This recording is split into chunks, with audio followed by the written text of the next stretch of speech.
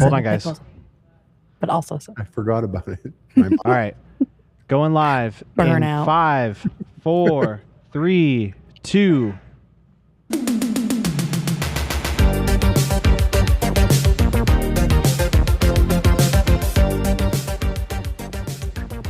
Welcome, everybody. Yo. Hey, yo, hey, yo. hey. Happy Monday.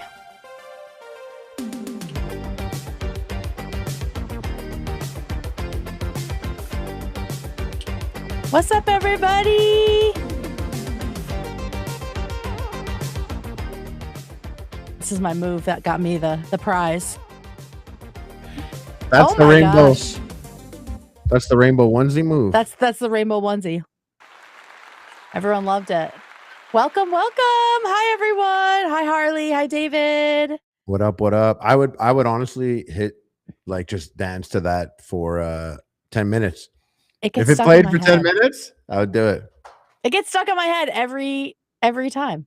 Yeah. It's in my head all week now, all the time. So Does it get you hyped? yeah, shout out to that little tasty lick. It's a great way to start the week. I like Mondays now. That's really nice.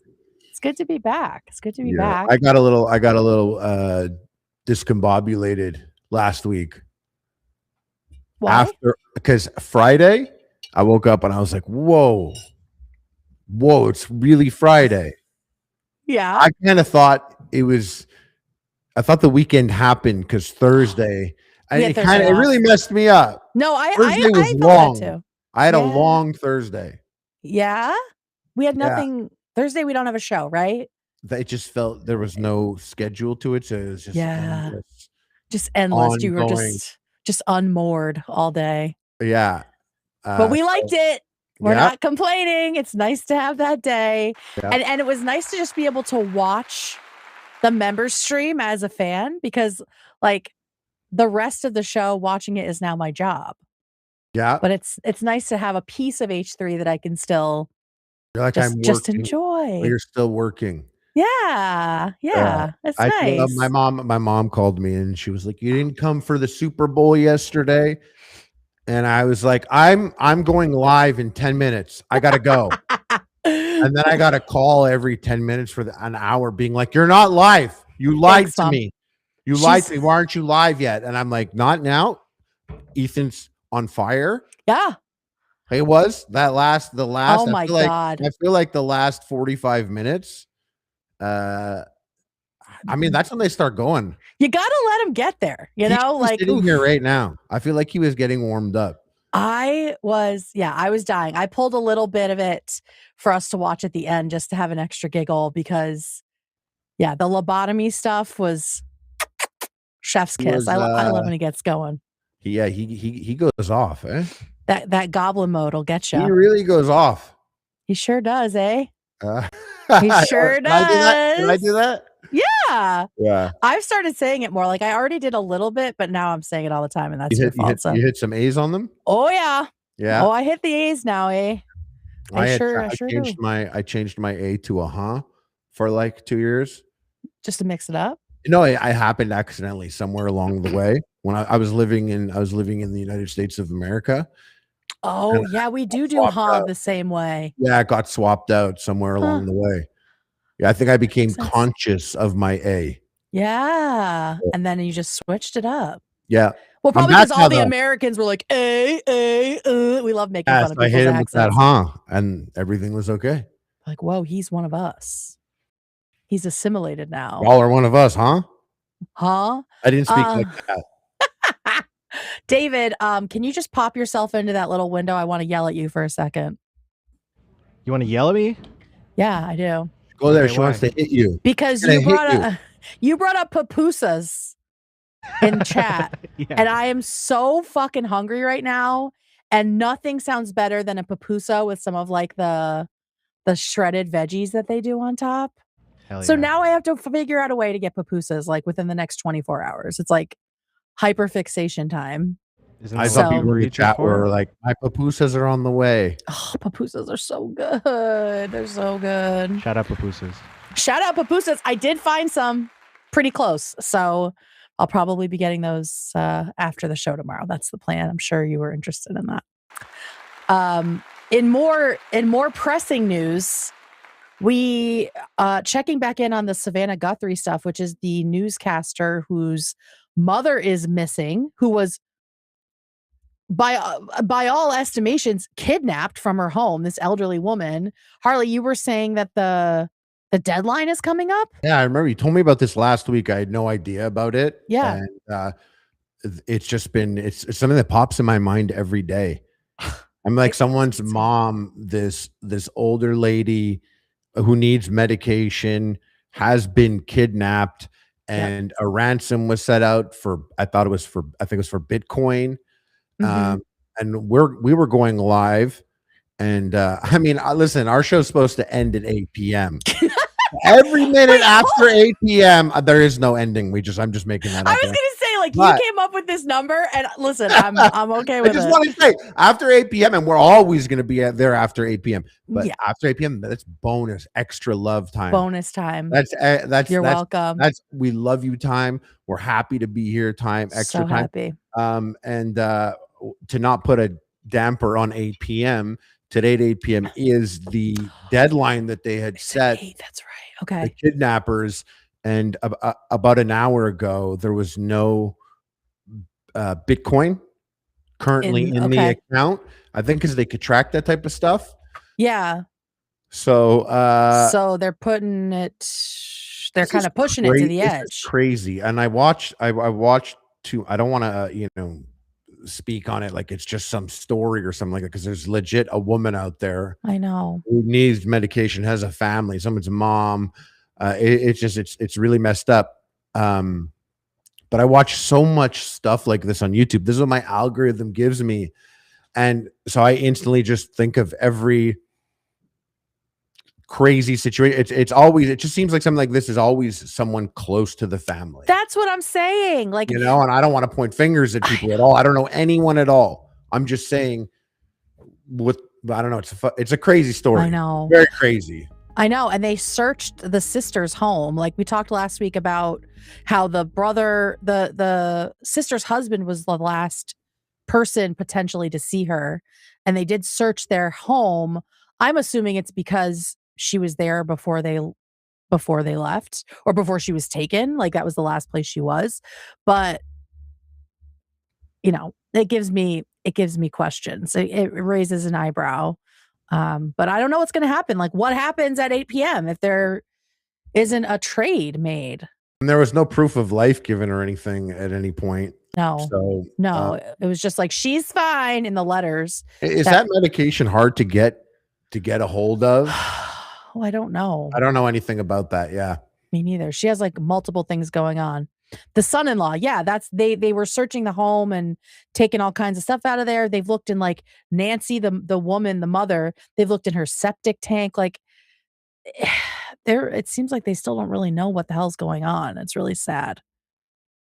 No, we did not talk about Caleb Hammer yet. We literally just got here because H3 ran so long.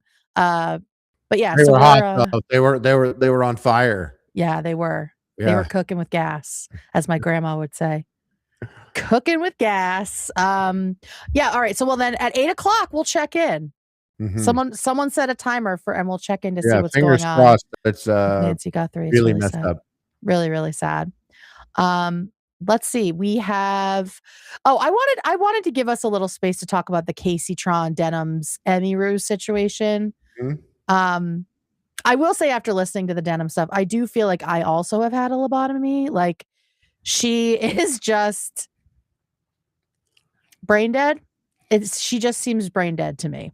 Do you, and this is weird because I stream on Twitch. Do you watch Twitch streams? No, I'm never on Twitch. It doesn't feel like a vibe for me personally. Yeah. Yeah. Do you come across her stuff? No, I do not watch any Twitch. You don't watch any? I don't go to Twitch and chill. I have streamers that I like, perhaps because of highlights or they upload VODs of sorts, but I never pop on Twitch and chill on Twitch in the chat, anything like that. But it just doesn't seem like a good source for anything other than sick gamer moves. Just sick. You know what I mean? Sick gamer moves. I think when they go to the interested, like the whole and you know what? I got to admit, I watched a lot of IRL streams in my day. Okay. And I rarely caught them live on Twitch. I would catch them later on YouTube because at the time, like 2017, 2018, it felt like a bizarre reality show. The characters that came through that was probably peak consumption of Twitch for me. But man, I watch a lot of YouTube. The IRLs. Yeah, I'm definitely a YouTube person too. I never got into Twitch. I don't like that you can't rewind, right? During a live. That's annoying. Like you can't catch up on a live. I understand that, it's live and you got to catch it in the moment, but I like the ability to go back and watch from the beginning and catch up to it. And I don't know, like the content there just never, it didn't feel like it was for me. And for some reason, YouTube had like a shorter on ramp for me, both watching it and also like making content. So yeah, I've never had an interest in it. And this kind of just seeing that Denims is popular there kind of just like reaffirms my decision to not do anything there. Twitch has created an interesting ecosystem of an audience. What would play on YouTube if you were thinking about it all content brained? It would have to be adapted. For Twitch. It is really. It feels like a different space in general. 1,000%. Well, that's why Hassan isn't streaming on both anymore. He lasted like just a couple streams and then he backed out. So was it the views weren't up to his standard? Yeah. I saw a clip. Sorry, go ahead. No, he says one thing, but it could be about other things. I mean, he said it was splitting his audience, even though he was like begging them to watch both at the same time. That's what I was gonna say. I saw him say that on thing. He was like, watch it on both. I was like, whoa, damn. I that's like me on Twitch and Kick streaming to like dozens of people on one and half dozens on the other. And I'm like, you guys got it open on both? Pull it up on both. Yeah, that's such a weird thing. Yeah. He must be pissed about that peanut. The peanut's doing really well, huh? Doing big numbers and going and having fun. You going and playing a game and having fun. God forbid. Whereas, if a lot of people that talk politics or focus on it, it's taxing. Yes. That's exhausting. Yeah. You know what I mean? Yeah. But has Burnt Peanut said fuck ice? I don't know. Do we know? I don't know. I don't know. I haven't consumed enough Burnt Peanut content. I'm more of a Tfue man myself, Tfue? What's Tfue? Oh, come on. Is that a gamer thing? No, he's a guy. Oh, he's a guy. Yeah, he's a guy. Just some dude. Some dude that you've curated your life. I was gonna say. I got some more dudes for you later in the week. I got a few dudes I've been lining up for you. Oh hell yeah! It's gonna blow your mind. We've got and we've got a whole bad boys club tonight. We've got a little bad boys corner. So let's get pushing here. First of all, let's talk about a little bit about the Super Bowl. I wanted to get your opinion on this epic burger that was sold at the Super Bowl for $180. Did you see this shit? I only because you sent it. And by the way, guys, Kate is here formatting a show with all it is packed. We got a packed. You guys don't even know the type of stuff she's doing out here. Actually, I don't know what your time is. How's your sleep? Do you sleep? It's not great, Harley. Okay, it's not great. Good. Honestly, good. I was like, don't tell me she's doing all this and sleeping well. I'll be pissed off if she's getting good sleep. Dude. I have a very dysfunctional relationship with sleep. Like, especially now that we work later, I'm still like high from being on camera. I'll be up till like 2 or 3. Yeah. Oh yeah. Me too. After the show, I'm feeling quite high. Yeah. Well, if you ever want to text me, I'm up. But yeah, because I just want to say this action-packed stuff you got here. I love it. I love that you make this happen. And I would just wanted to make sure that you are suffering at least in sleep, because otherwise I would be really, I woke up at 11 today.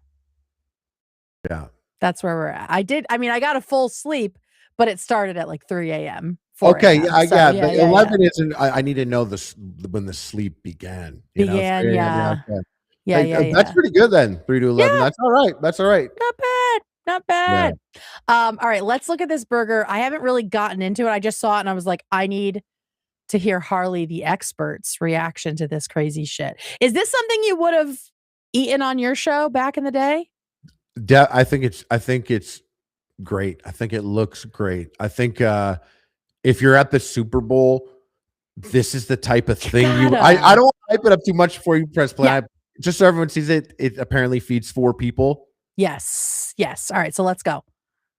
$180 LX burger. It's a colossal braised bone-in beef shank. It's meant to feed 4 people. That's a veal shank, by the way. Brioche bun, blue fondue. Let's slice this down and then give it a try. Hell yeah! I'm feeling it. It's crazy. So the actual details of it, let me pull it up. What's actually on it, because he kind of went through it quickly. It has a juicy cheeseburger patty. I mean, that is the biggest cheeseburger I've ever seen. It is so tall. It has a braised bone-in beef shank. I've seen places that it's a veal shank, which would be more tender but less ethical. Roasted mirepoix demi-glace. We love that.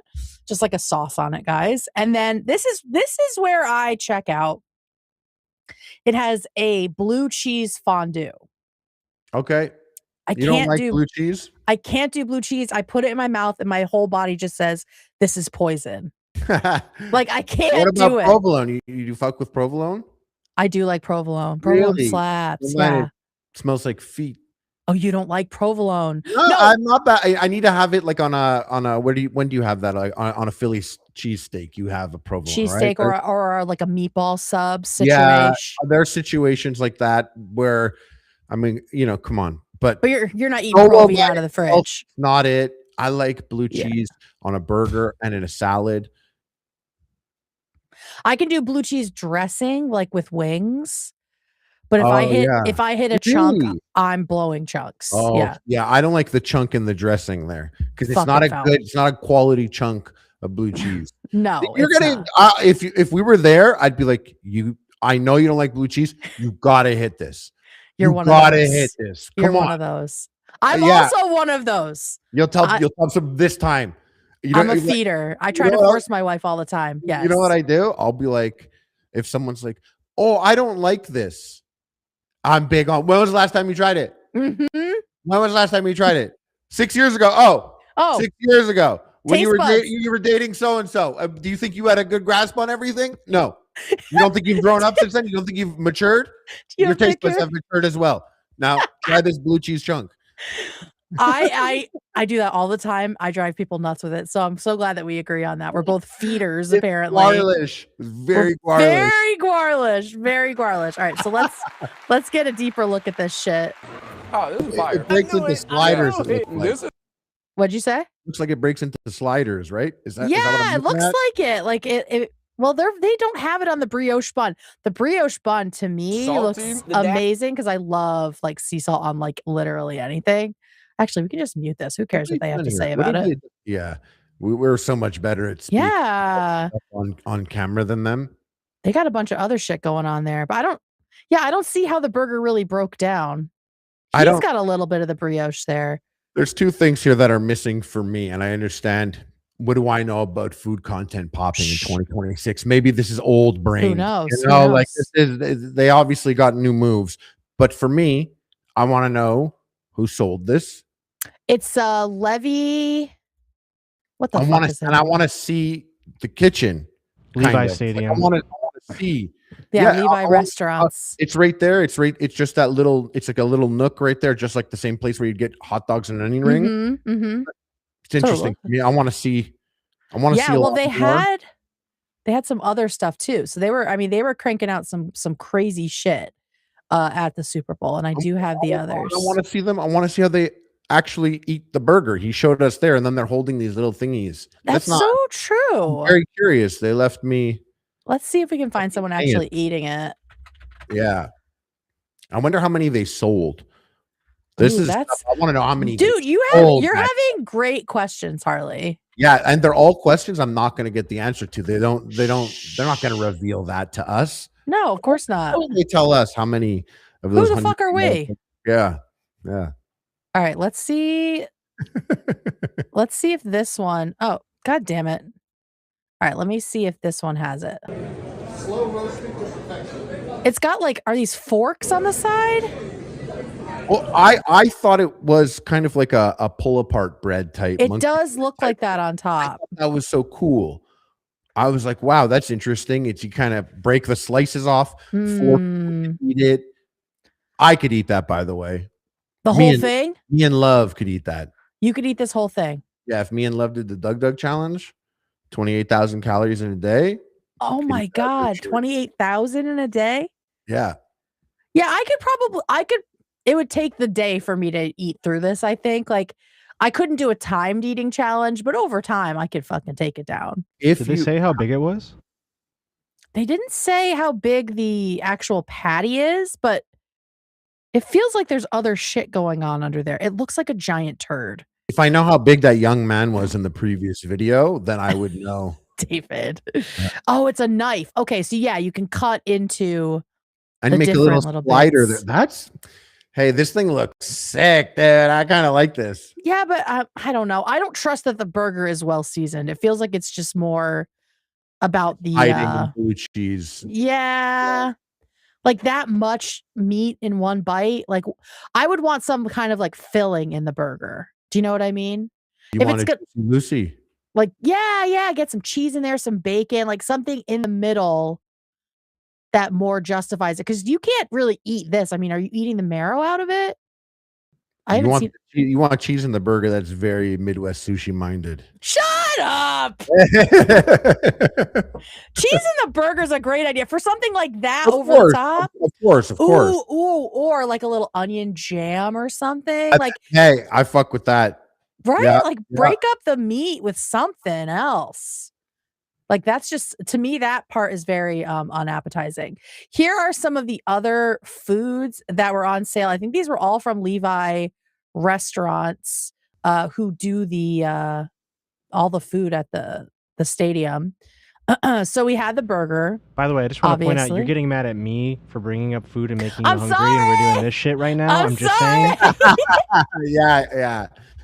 Listen, by the way, that's a terrible picture of the burger compared to what it looked like before. I know what they were born for. It looks like it's sad out there. Yeah. Also, this is like, is this like a load-bearing veal shank? Like, what happens when that comes out? This is. It could be actually a little bit. I think it's mostly there to. This looks like to show you what you got. It's all presentation. Yeah. God, could this have like, more fucking ads?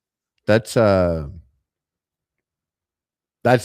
that. You have to think about the Super Bowl. Think about the demographic of the Super Bowl. Think about all the fuck yeahs and hell yeahs. Oh yeah, all the beer. You keep that bone in that burger for that. You get that. Yeah. Every food you walk by, it's like fuck yeah.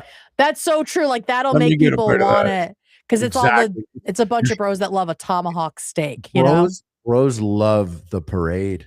I love it. You love the parade and getting that and walking back to the seat. Every boomer dad would think he's. Oh yeah. Where'd you get that? Where'd you get that?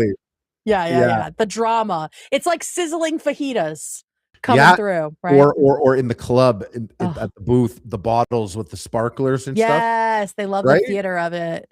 They love the theater of it. Here's another interesting one, which I would not eat. This is crab potachos. So it's potato chips, crab, and white cheddar fondue sauce. What are you mad about now? Cheese again? No, not about cheese. I'm mad about I can't eat crab. Crab grosses me out. Just grosses you out? But also crab and cheese together. When was the last time you had crab? Oh no, here we go. It was a long time, eh? I bet it was a long time. It's been a lot. You know what? The last time I had crab is when I was living in France and my host family made it for me. And they put it in this little glass cup and it was like layered with mayonnaise, and I physically could not get it down.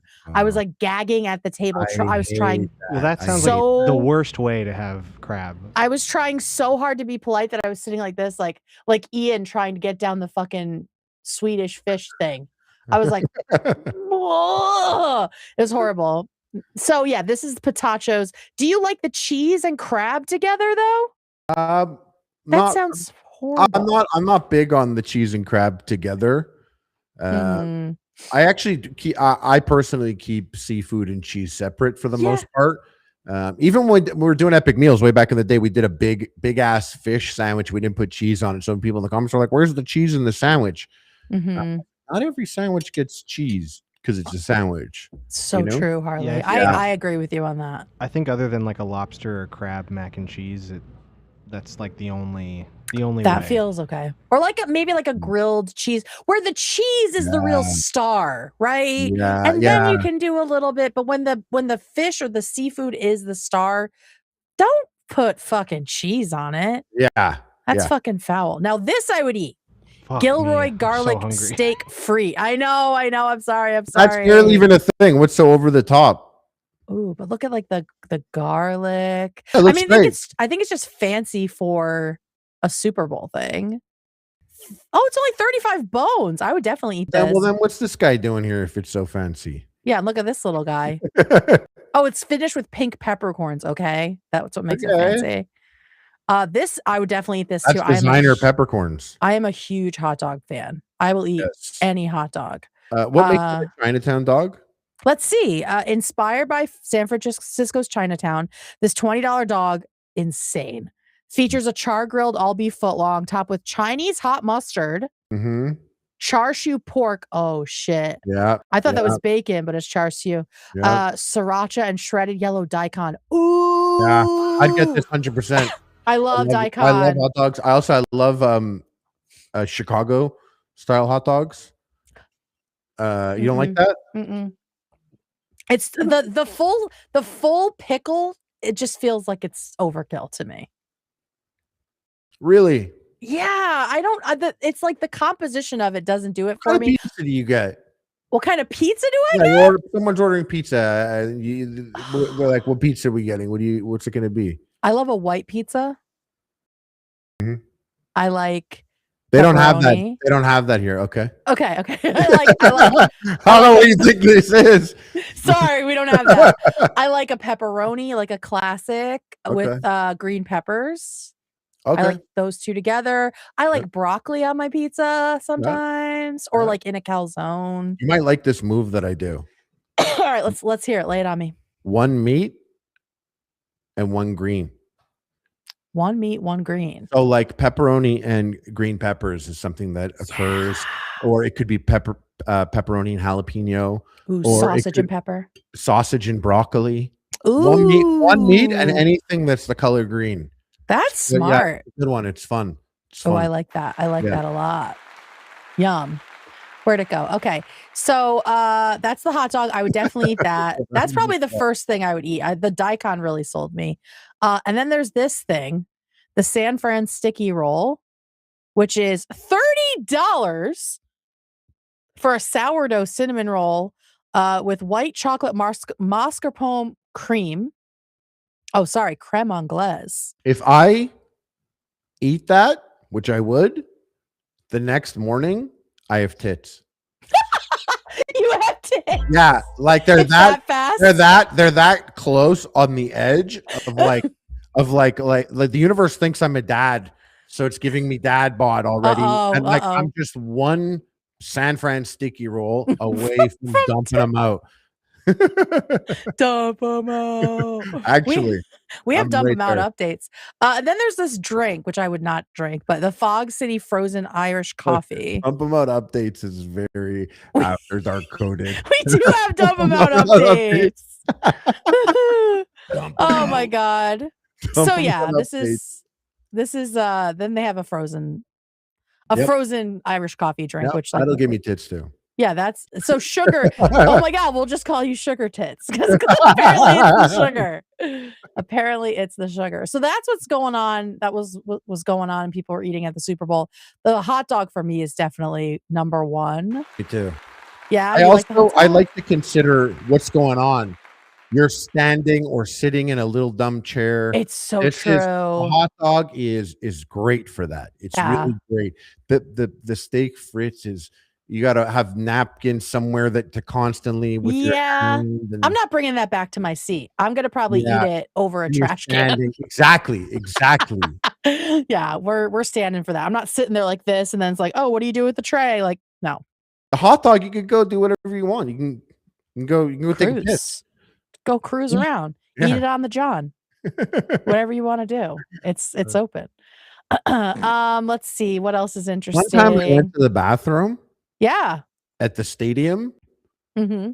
And someone destroyed the bowl.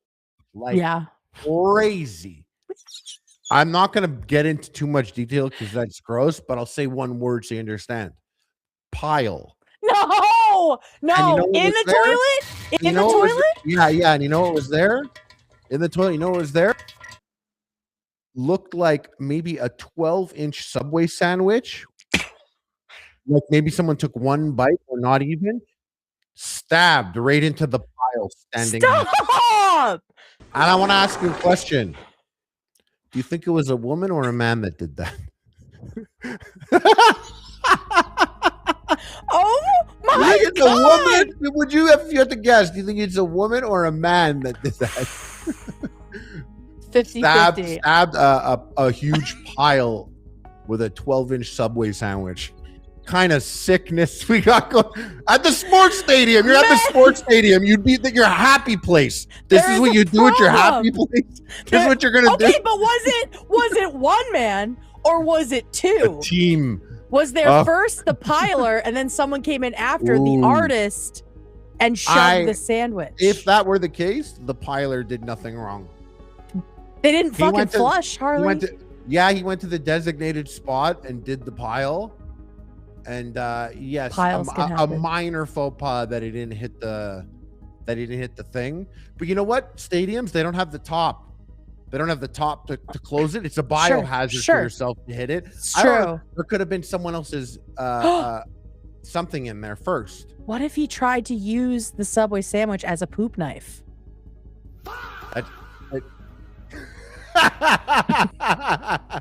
if he was what if that was his tool of choice to try to get it down? He's trying to flush it that hard that he's gonna plunge the toilet with a toilet. I don't know. I have never heard of such a thing. That is insane. Yeah. Fucking gross. I wanted to bring up the halftime show for another hot second and just talk about the symbolism of things, because I understood some of it. I didn't understand other pieces of it. And I thought that was interesting. And let me get this post here. So this is what someone said about Bad Bunny's performance.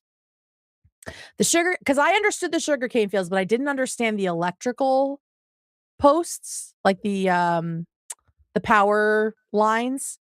And I was like, what is that about? So I found this. Someone was talking about it last night in my stream. Sugarcane fields are where indigenous people and trafficked Africans, so enslaved people, were forced to make Spain profit. It didn't end with slavery. Domino Sugar, an American sugar company, monopolized the economy, taking land from the people and creating devastating poverty. And then when hurricanes hit, the one with Trump, Kobeing fucking paper towels at people, the power went out, and the power is still going out in PR. So this is how many years since that? That was his first term, almost 10 years ago. Bad Bunny could have just danced to good beats, but he told a story that needed to be told while still centering joy that is Puerto Rican culture. Salute. So I just thought that was really interesting. And yeah, that was when Trump was. Oh, sorry, I was just gonna say that was when Trump was Steph Currying paper towels into the crowd. Yes, exactly. I said Kobe, but yes, new generation Steph Curry. No, I said Kobe too. I said, but it was the long, the for three. Yeah, he was throwing him way back there. Yeah, that was so embarrassing. So yeah, I liked that somebody broke that down simply. And it, the whole thing made me want to learn Spanish. I wanted to know what he was saying the whole time. So yeah. When I was living in Florida, I started to learn Spanish. Yeah? Yeah, because Mandarin was too hard. I was like, I'm gonna learn Mandarin. Oh, okay. And going back to kindergarten level of sounding out letters and stuff and recognizing letters, I was like, this is crazy. I'm already cosplaying as a boxer. I'm not gonna cosplay as someone who's smart enough to do this. So you said no to that. Yeah, so I started doing Spanish. How did it go? Pretty good. Yeah? Pretty good. Yeah. Yeah. Good. Soy bebo leche. Wait, say that again? Soy bebo leche. Soy bebo leche? Something about drinking milk? Yeah. Nice. I'm drinking milk. Nice. Would it be soy bebando? Soy bebando. That's my DJ name. Soy bebando. Oh God. So yeah, they're having like this whole Yo bebo leche. Yo bebo. Yo bebo. Yeah, it would be soy. Soy is like I am, right? Two bebo leche. Two bebes. Two bebo leche. That's our DJ name. Two bebes. Two bebo leche. Two bebo leche. We're doing it, guys. We're gonna be two DJs in our rainbow bodysuits. Catch us at electric unicorns this year, whatever the fuck. What? Oh my! We're starting a festival. Ethan's got to pay for it. Yeah, that might be the most expensive idea yet. ETH Fest 2026. We got time to stand it up by summer. We got time. Yo, bebo. I'm gonna put that on the docket for later. We make a fake H3 festival. What the lineup would be? Fuck yeah, You know? We need like one of those posters. Someone make a poster. Right, with the big names and who are the little name people. You know what I mean? I mean, we know it would actually be called Dump 'em Out Fest. Like, let's be real. Yeah. So yeah, there was like this whole. There'd be a Dump 'em Out stage. There would be a Dump 'em Out stage. I don't know who's hosting that, but it would definitely be like a spring break vibe over there. Cody Co. Yeah. Cody Co on the Dump 'em Out stage. Howie Mandel on the main stage at For that sure. time. Yeah. Just doing his comedy. Just the glove bit. Just the glove bit for 2 hours.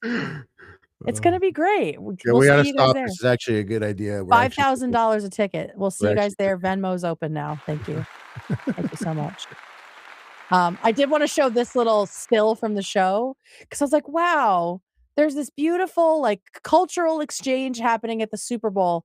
And then we get Kid Rock looking like he escaped from a fucking dementia ward. Like this guy, I just couldn't get over how bad he looks in this very grainy still. It just looks like he's someone's grandpa who looks very, very lost. Yeah, you see the movie like, Signs? What'd you say? The movie Signs? Mm-hmm. Then they show the alien for a second. Yeah, walking through the hallway. It looks like that. Yeah, and you were like, oh, that's what they look like? I was so disappointed when they showed it. Oh, yeah, and spoilers kind of. Spoilers. But they were like, oh, yeah, it's fine. They don't like water. Like, really, our planet is basically water. Did you see the movie Trap? Yes. You did with Josh Hartnett? Yes, I did. Was that movie crazy? You saw that in theaters? Were you not confused? Like, how did this get here? Yeah, How did this get in theaters? It was so bad. I don't know if I remember this, but I rewatched it again because it's so interesting. Wait, you watched it twice? I think I've seen it 3 times because I've showed it to like 2 people that like to suffer like me. And I told them, I was like, have you seen Trap? They're like, no. And I'm like, oh my God, it's terrible. We got to watch it. And they're like, nah, I don't want to do that. And I was like, when was the last time you suffered? Hey, when was the last time you suffered? 6 years ago? Wow. Yeah. You don't think you've changed? So, okay. Eat it. Eat this film. There's that part where the door opens up like under the stage where the rapper comes out of. Mm-hmm. And he says to his daughter, and he's like, let's go down there. And she's like, what? He's like, they probably have cool costumes and stuff. And it's this crazy suggestion. And then he throws the stuff in the the deep fryer, and the whole thing was fucking crazy. It was crazy. I can't believe I didn't even know that was in theaters. I thought it was doomed to be only on. I was hoping it would be an M. Night return. You know, I've been hoping for that since like The Village, and it seemed like an interesting idea, but it really ended up. I think he just made it as a vehicle for his daughter. His daughter was the artist, right? Yeah. So, and I was like, oh, yeah. And then he wins in the end. Like, it was terrible. Don't see it, guys. Mm-hmm. And don't. Also, what do you feel about Josh Hartnett? Terrible actor. Terrible actor. Yeah. He was okay in that because you're supposed to he's like a psychopath. So like no feeling, no emotions. But he used to the Faculty slapped. Did he? You kids wouldn't even know back in 2000. I don't know. I haven't seen it since 2001 or whenever it came out. He did not slap. Yeah. He did not slap in that. But yeah, I just wanted to show that still of Kid Rock again because he just really looked like a sad elderly man. He loves singing about underage women.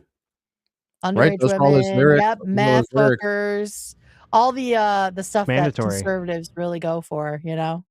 Yeah, mandatory sex with young girls. We love that. Yep. Well, the American way. We also got some anti-Semitism at the Super Bowl. This guy happened to see a couple gentlemen in yarmulkes and said, can I get another seat? Doesn't want to look at the Jews. Joe, the activist. Now, I see nothing about Israel on them. I see nothing that says, we hate Gaza. We hate Palestinians. All this guy knows is we got a couple of Jews. Mm-hmm. And it's on Twitter, the social media platform that is known for amplifying anti-Semitism. Shout out. So I'm sure this probably banged on Twitter. Yeah. I'm sure I've been noticing a lot of people on Twitter, even those who, you'd expect better from, they kind of hide Jew stuff in there. There's lots of dog whistles now. And for me, that's always, I like to toe the line of controversy and stuff. So I'm up to date on what could be a dog whistle one way or another. And it was interesting to always hear it from one side, but now see it on the other side as well. I mean, look at this guy. This guy's the activist. He's the activist. He's not Joe the Nazi. He's Joe the activist. Like this. And he's sick of fucking Jews. He's sick of shit. And he's gonna go. He's all about that activism. Yeah. Because he's just rapping it. Doesn't he want to see them? No, he doesn't want to see them. He can't stand to be in the same section with them at anything. Like, this is literally what prejudice is. Like, prejudging people based on something that they can't help, which is them being fucking Jewish. Like, this is insane. It's not good for any movement. And you're right that seeing it from people who try to act like they're like the moral authority is just insane to me. And like, these are the kinds of people who say things like, oh yeah, Jews just always make it about themselves and that, there's other people suffering more. It's like, if you want Jews to stop bringing up how they're being victimized, stop fucking victimizing them. Like, stop doing shit like this. That's what's making this shit come up over and over again. But this guy took down the post and turned off comments and all of his shit. So he definitely got buried for this one, but I'm sure he'll be back to his bullshit before long. Yeah, he's a stupid man, that guy. He's stupid fucking idiot. And it's not good for the Palestinian cause at all. Like, it's just people exist that do use that as a means to attack Jew people. Jew people. I am Jew persons. Jew people. We love Jew people. This past summer, I was at a concert, and this dude came up to me, called me a dirty Jew and all that. I had and he's not Palestinian. He's an Italian dude. But it doesn't matter. But he just had the Palestinian flag on his neck, and he's like going up to me, calling me a dirty fucking Jew, and I'm like, that's not what that is. That's not what you're doing. Co-opting any movement as a shield to attack some. Anyways, Ethan took that guy and posted him all over his Instagram. I remember. And that guy tried to fight. He tried to fight back against it by making new accounts and stuff. And there are people DMing me. They're like, by the way, here's his new name. They're like, oh, he is ready. Gotcha. Yeah. Found you again. Yeah, it's stupid. And it just shows like how easy it is for that stuff to leak in and infect people who maybe are not as like aware of the dog whistles, right? Like they don't know the tropes, they don't know the stereotypes, things like, oh, Jews control everything. So then you hear Israel controls everything and you're like, yeah. And then you make that leap to Jews and it's like, yeah, it's very easy for dumb people and people who are just ignorant to anti-Semitism. And Hassan had that tweet and Nick Fuentes, also not a good person, but he jumped in and was like, just say Jews. And it's like, dude, you're not fooling anyone here. And Nick Fuentes is like, hey, I do. Right? Yeah, actually, yeah. Just say it. Just fucking say it. Yeah, the moral grandstanding that they're doing while being anti-Semitic is like, it's been an eye-opener as a leftist myself. To continue to not associate with these online leftists. I like to make that distinction because offline leftists actually, go to protests, raise money, push for change. They don't just sit online and bully other creators into saying things a very specific way, right? We went from, you have to say that it's a genocide exactly this way to now it's, if you don't say fuck ICE in a specific way, you're canceled, right? Or you're like pushed out of society or of the internet society. It's like, none of this is helping anyone. None of this is helping anyone. Like ICE is about to come to my state. Like this, we're a sanctuary state. And so like seeing Denims do this, it's like you are making no impact.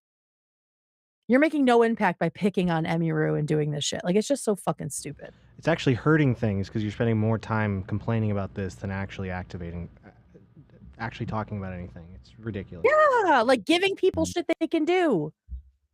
I've never seen them ever offer a solution, offer tips on how to get involved. Like they'll do a fundraiser, which is great, but help people feel less frustrated instead of just like turning the spray towards someone you personally don't like. It's so stupid. So fucking stupid. Anyway, want to dump them out update? Yay! Yay! Yeah! Okay, so I'm very proud of this because it is New England related. So they apparently did a portal. Polymarket did a portal between Seattle and New England ahead of the Super Bowl. And wouldn't you know, a beautiful thing happened. And you're going to see that in New England is where Dump 'Em Out originated from. Because here are some dudes. Here are some dudes. Are we about to show? We're about to show nudes on Welcome to H3 After Dark, baby. It is. We show tit, balls, and ass here. There's gonna be some dumping, but it's blurred. But I just really want you to hear what the guys say. TBA, tits, balls, ass. We can switch off, David, if it's CPT. I don't know if we can show blurred boobs, but I'm gonna stop you. All right, here we go. So here she comes. Why is it so quiet? Is it quiet for you guys? It's a little quiet, but I did you hear it? I hear it a little bit. It should be okay. Dump them out. It works. Right? It works. Hey, listen to Wait the a guy. second, that's your brother. Yeah, right? All right, here we go. I sent this to everyone I know from Boston.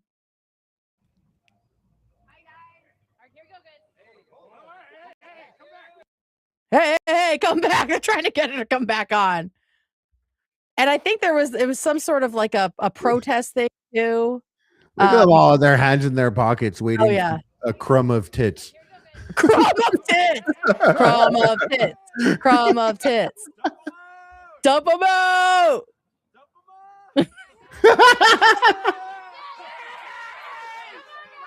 So it says ICE don't deport hot Latinas. I mean, obviously, that's just a reduction, a reductive take on things. But I just love that they actually said dump them out. It's real. They must watch the show. They clearly watch H3 After Dark. It's real, guys. Zoom in. That's our demographic right there. Yeah, right? Shout out. Both. Look how happy they are that it worked. They're so happy.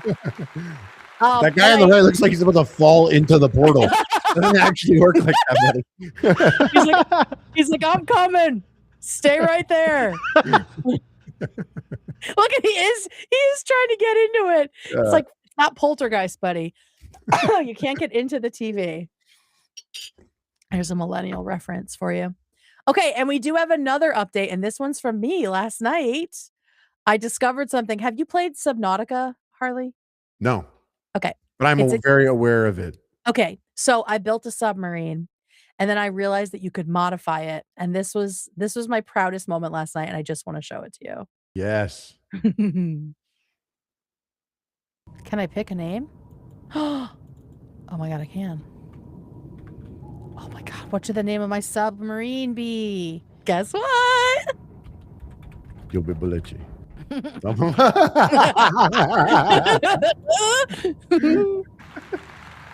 Okay, let's go look at it. How long have you been playing that for? Oh, ages now, like a long time. This is my first time through though. And I made it hot pink. Guys? I made it hot pink. Oh How do you build it? God. Is that your base there also? Hey, yeah. Oh my God. Oh my God. So yeah, you can build a base, and then eventually you build a submarine. And I made mine hot pink, and I named it Dump 'em Out. And the best thing is it lights up. Like, this is always illuminated even when it's dark. So I can like see it when I'm swimming back to my my house. But in the distance at night, you're like, oh, yes! Where is it? It's over here. Dump them out, ho. So yeah, those are my dump them out updates for this week. I just couldn't believe that. We also have, there's a rumor right now. Have you heard about Penisgate in relation to the Olympics? Yes. With the long jumpers? Yes. So apparently I did research on that because I was curious. Yeah, apparently there is I wanted. Is that related to Penisgate, David? What are we choking here? So apparently there was a report in a German tabloid. It was so perfectly timed. It was so perfectly timed. There was a German tabloid that reported that there are some athletes are injecting hyaluronic acid into their dicks ahead of their jumping suit fittings so that the 3D scan measurements used to assess their suit sizes would be slightly larger, thus potentially giving them an advantage in the competition. But I don't understand how a larger suit gives you. I looked into this. Yeah, please. I went on because I heard about this article. So I went to Google and I was like, penis enlarging. And it already filled in, right? Yeah, it filled in. Thank you. I didn't know what joke I had there, but I'm glad you got me. I got you. Apparently what they do is the suit itself, we're dealing with such, just like when you think about running, sprinting, it's a millisecond, the difference between first, second, and third. Yeah. In the case of the suits that they wear for the long jump, the suit is scientifically made to kind of have a glide effect. And if you think about a parachute or a glider with more surface area, it can go further. So we're dealing with a situation where a small amount of more suit in the crotch can result in the difference between winning and losing by actually quite a margin of it's pretty big, like how much a small amount of suit goes. So the rule is you're only allowed 2 centimeters of suit off around the entire body. So they blast their cock and balls, however they do it, but they definitely blast them. And Stick a yeah, thing in there. Yep. needle through the tip. I bet. Oh my Can you say god. that? Are we allowed to say needle through the tip on Well, yeah. podcast YouTube That channel? doesn't make you recoil? It's the After Dark show, Harley. We can say whatever we want. Okay. Well, then in that, imagine I just started being racist. Don't tell Harley. You can say whatever you want. So they would have their penis enlarged and then be fitted for the suit, and Have a then their little room. penis would return to its natural state.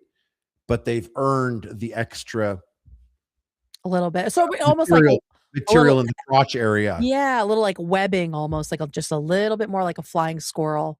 Yep. Yeah. And I was reading the difference I forget, I don't want to misquote it, but it was in Olympics, it's definitely a large amount of extra gliding that could be gotten.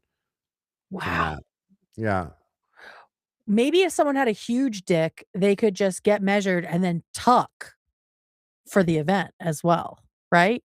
You could just tuck your pee-pee back. Or I think even like if you got a lot of junk down there, I think you just are automatically earned the extra material. Oh, I thought it needed to like the bagginess is what helped. You know, I know dudes really well. There's for sure a dude like on Team USA that's like, coach said I didn't have to get an injection for more material. Oh, for sure. For sure. Yeah. Right? Come on. Speaking of the US, they did say the US team has said, obviously they're not doing it. Obviously they said that, but there are concerns about other teams, but we don't know. China. We don't know anything. China? Yep. I'm not gonna Russia. China. You can't say that? All the enemies of the US. Oh, Yeah, no, I was so which saying countries do you think have the smallest penises that are doing this? Oh, that's not what I was saying at all. I was actually saying China, Russia, because have you ever gone onto video game servers and encountered Chinese and Russian players? No. They cheat a lot in video games because culturally, from what I've heard from a friend of mine who is Chinese, call him up. It is. I'll dox him. Don't dox anybody. The culturally winning by any costs is more of the mentality. So cheating doesn't carry the same weight as it does here. So when you go to Russian servers, Chinese servers, cheating out there. Interesting. I mean, there have been a lot of scandals like with Russian doping and stuff, I know, from different Olympics and everything. However, Harley, there was also a Canadian cheating scandal. Oh, what? Smoking weed and being too chill? No. Women's soccer.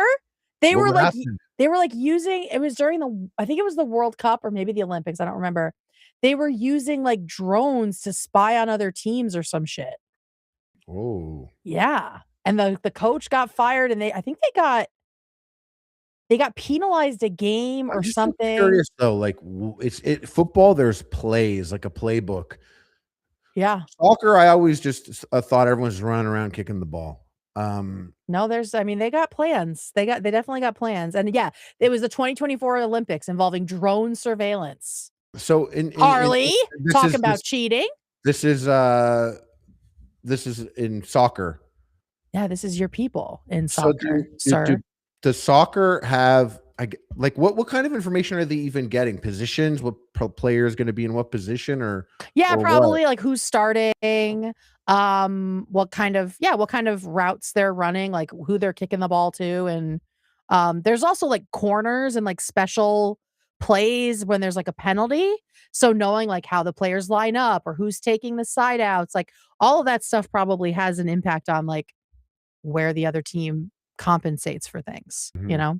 There's a lot of set pieces, as they say, that were probably what they were looking at. Like, oh, it wouldn't be Megan Rapinoe, but like, oh, Megan Rapinoe is like going to take the kick on this penalty kick or whatever, you know, and then see like what side they go to for penalty kicks and shit like that. So yeah. So Canadians are also cheaters. Are the stakes that high? Like, it's I mean, you're getting a drone. This is like tactical espionage levels, right? I was shocked. I was very surprised by that. Listen, for sure. I played sports when I was younger, but I never. Some people live it much harder. It's never that. I mean, I don't think it's that serious, but you never know. You never fucking know. I have to explain something because people were confused by the name of my latest vlog. People thought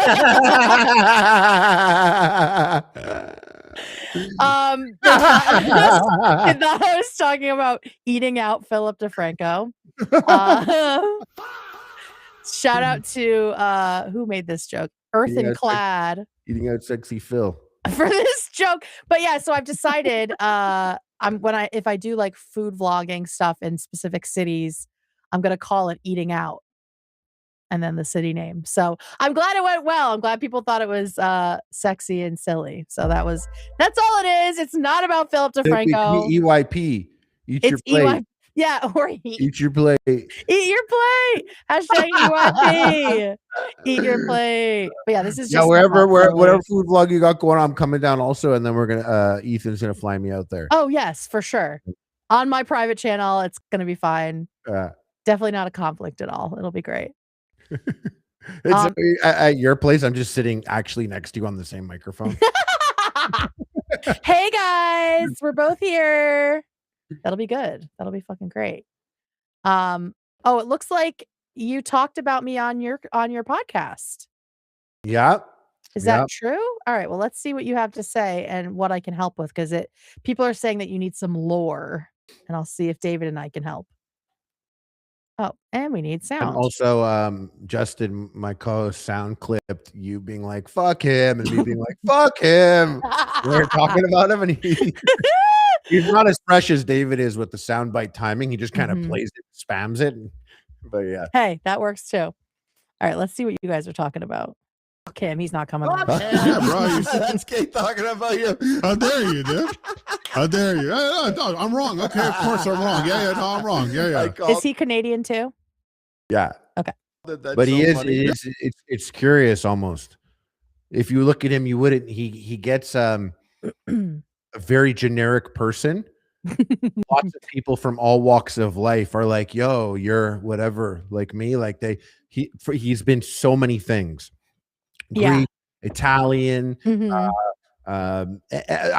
everything.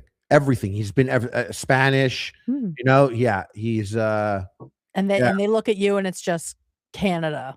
Yeah, big burly. The Jew depends on the length of the beard or hair. Depends what's going on up there. Okay. Yeah. I get that. Yeah, bro. Yeah, fuck me. Of course. You think I wasn't going to see that, did you? Why did we say fuck him? I don't even remember. Do you remember?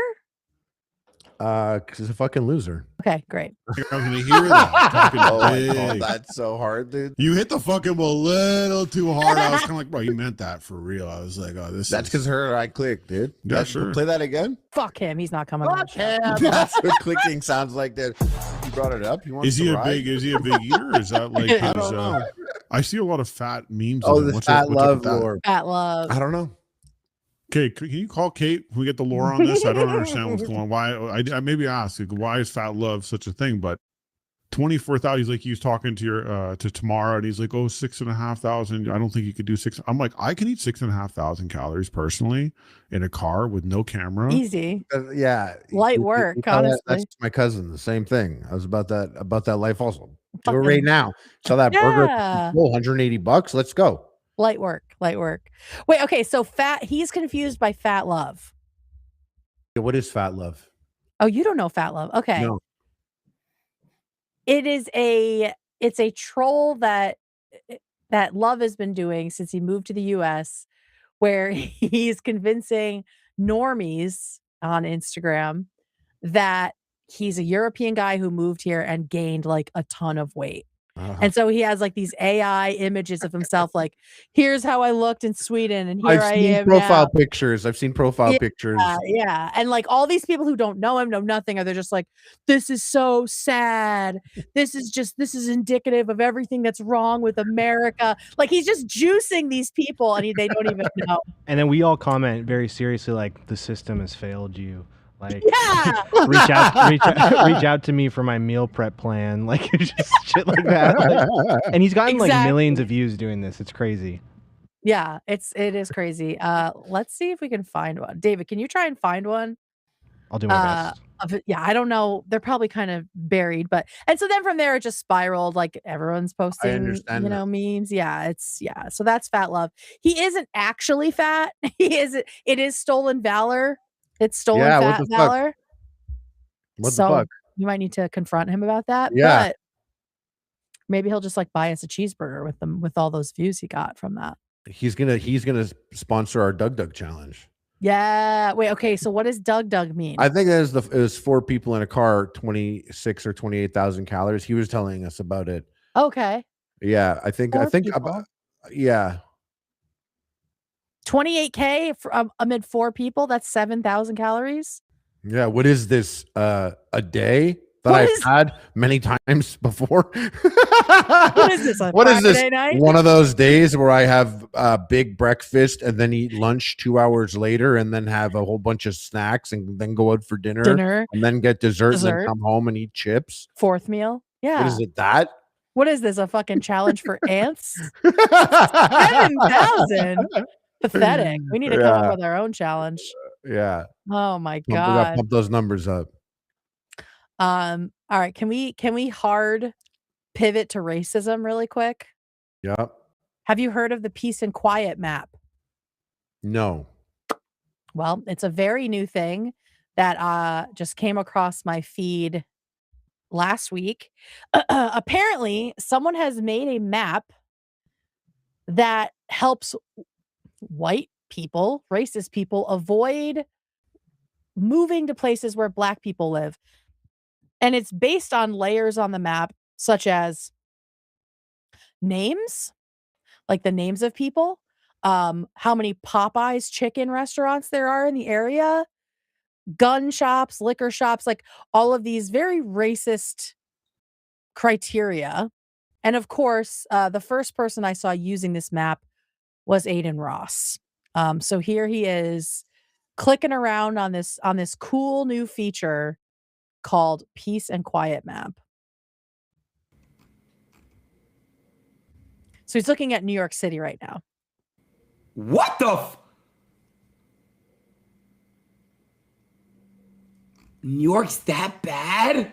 That bad, meaning they have that many Black people.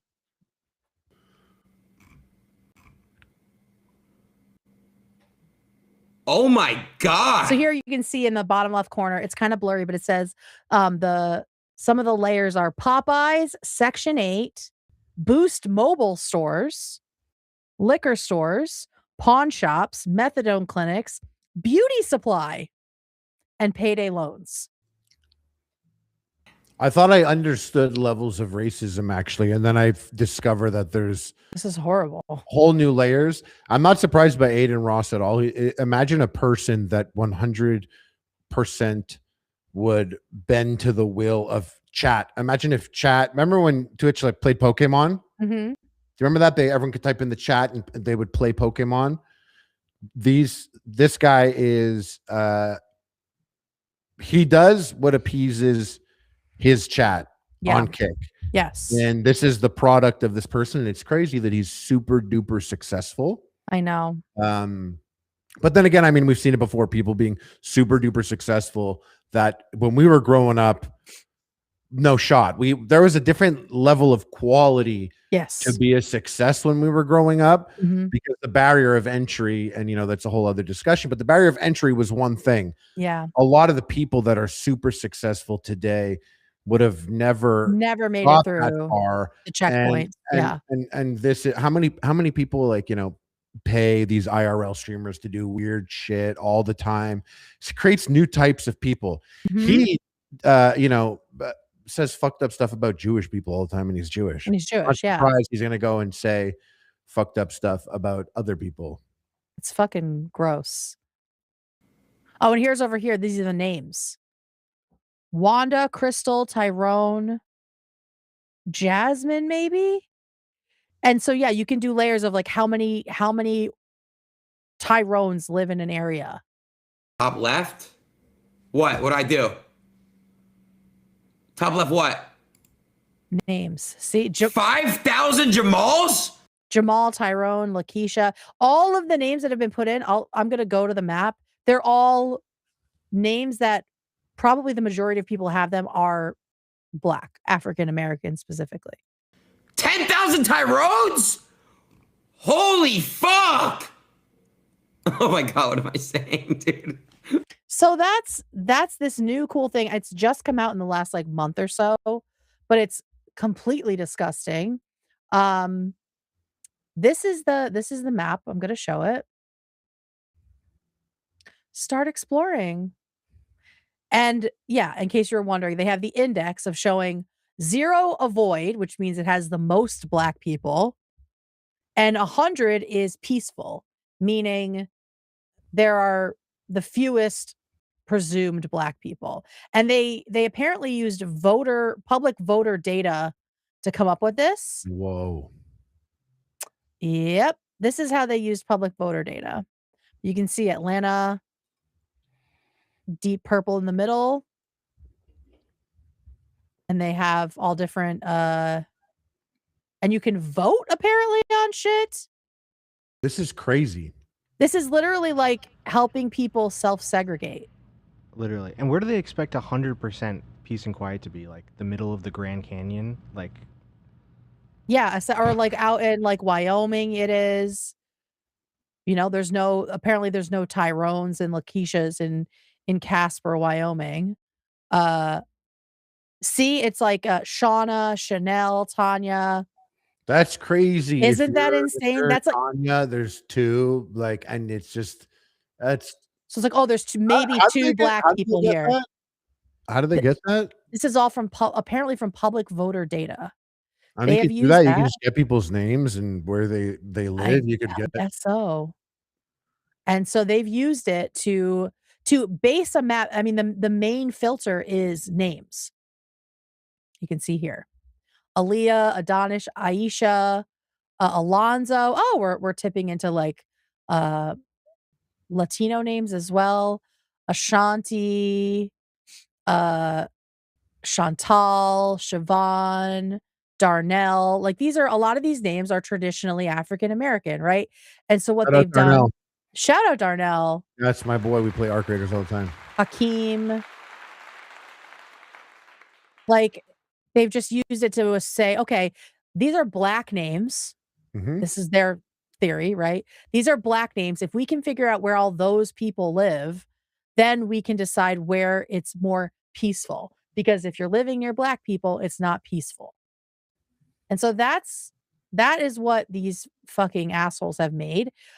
This is the apparent creator, of course, R-word mode. And then I follow so many accounts, by the way, that I was scared for a second. I was going to say followed by Harley on the account. It's like, oh no, I'm going to be there, aren't I? Oh God, nope.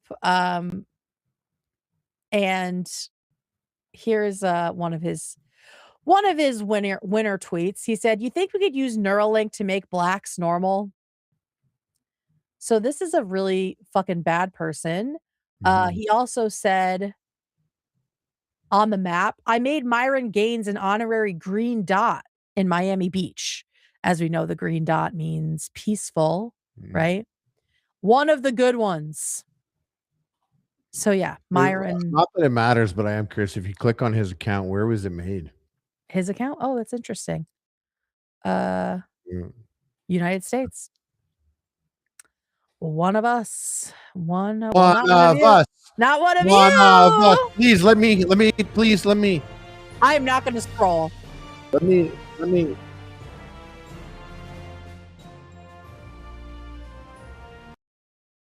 Do you like your national anthem? No, it's corny as fuck. It's corny as fuck. And do you like any national anthem? What's that? It's very hard to sing. Yeah.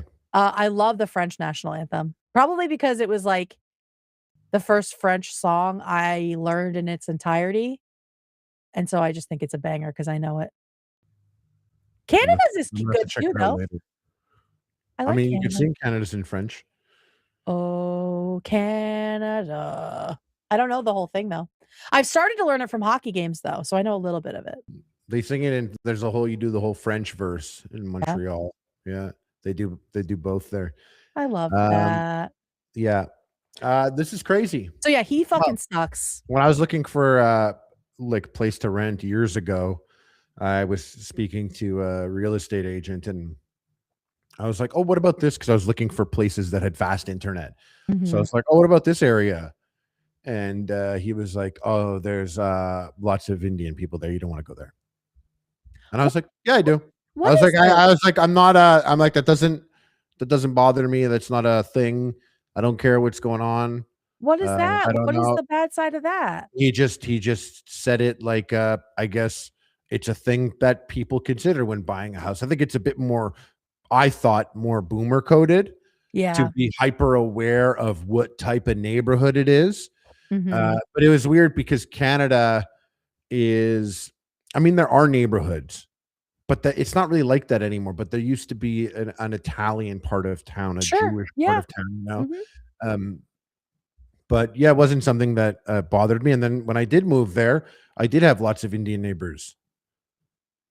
And I swear to God, every time I was walking the dog, one of those motherfuckers would say hi to me, and I'd say hi back. It was pleasant every time. Had you in the first half. How dare they? I knew. There were great neighbors. Something interesting that I did observe, though, was that because I'd be up late because I'm a degenerate loser, you know, maybe smoking out my back window, and there would be a bus that would come, and all different people would get on the bus, and some of them were wearing like chef clothes, some of them had warm clothes, and it's like 4 a.m. The whoever had the bus was Indian as well, and they all went on the bus, and it would go. And I thought about it, gave me perspective on a lot of people, even my age, that I grew up that just had immigrant parents. Yeah. And grew up, they'd be like, yeah, immigrant parents. Yeah, they came from India. Yeah, whatever. Yeah. Oh, yeah, it's in your ear and it's out. It wasn't anything. But now I was watching basically the making of.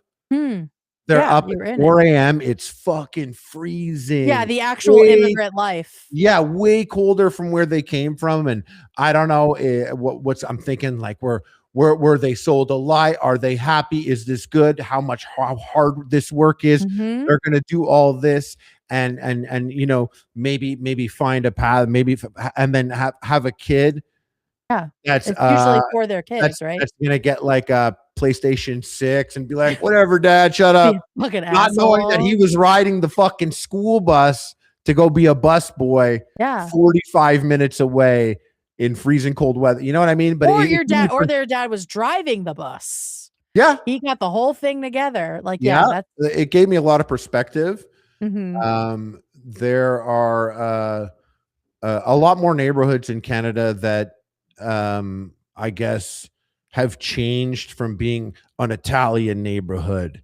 But it's the new wave of immigrants. Yeah. And I just thought it was weird that the person said to me, they're like, oh yeah, no, there's a lot of Indian people living here. So that means and that's the place I ended up renting. I ended up renting there. That usually means like good Indian food will come. It actually did. I didn't want to harp on that because I've been talking about food a lot. The most legit spots. There was 3 banger spots. 3 banger spots. Yeah, dude.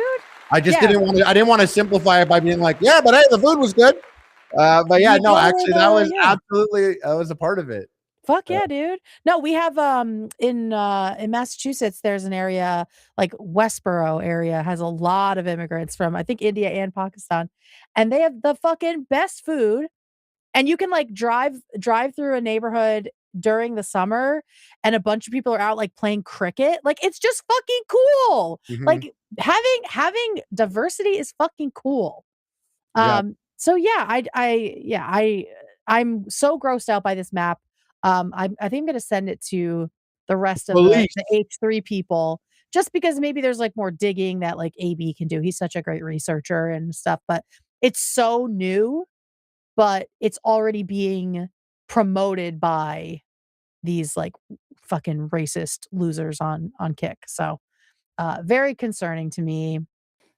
I mean, yeah, if they want to go live in the middle of nowhere, I guess that's good that they want to segregate themselves, but please be our guest. Move far away. I know. I'm like torn, right? I'm torn about the existence of it, right? It's so offensive and terrible, but I don't know.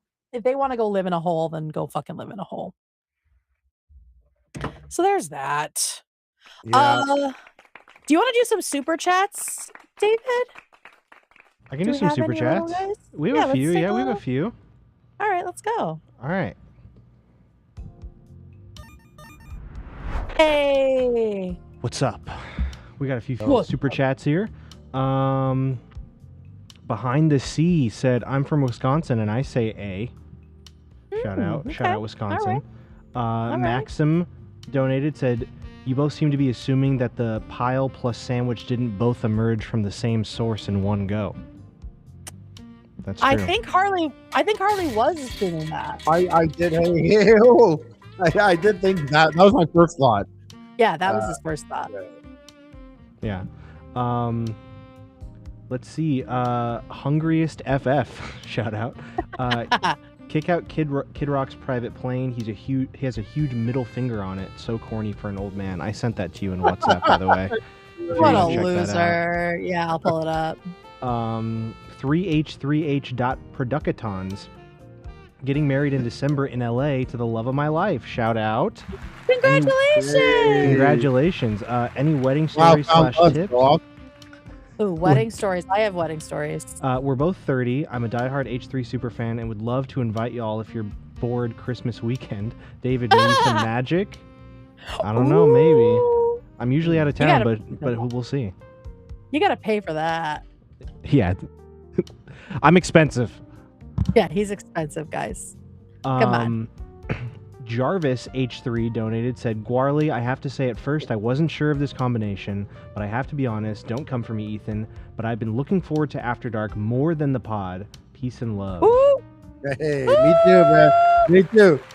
Hell yeah. Don't tell him that, though. I don't want to get fired. Yeah, shh, quiet.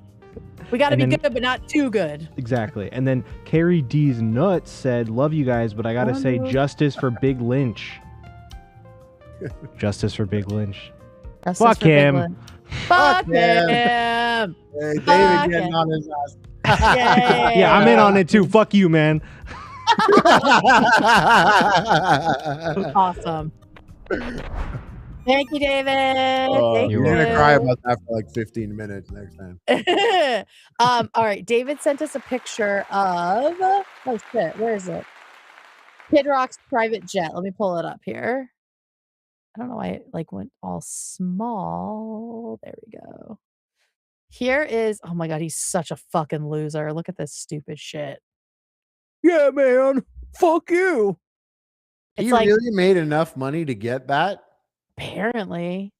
It's almost like it should just be then why are we surprised that Aiden Ross is like where he's at when this was happening?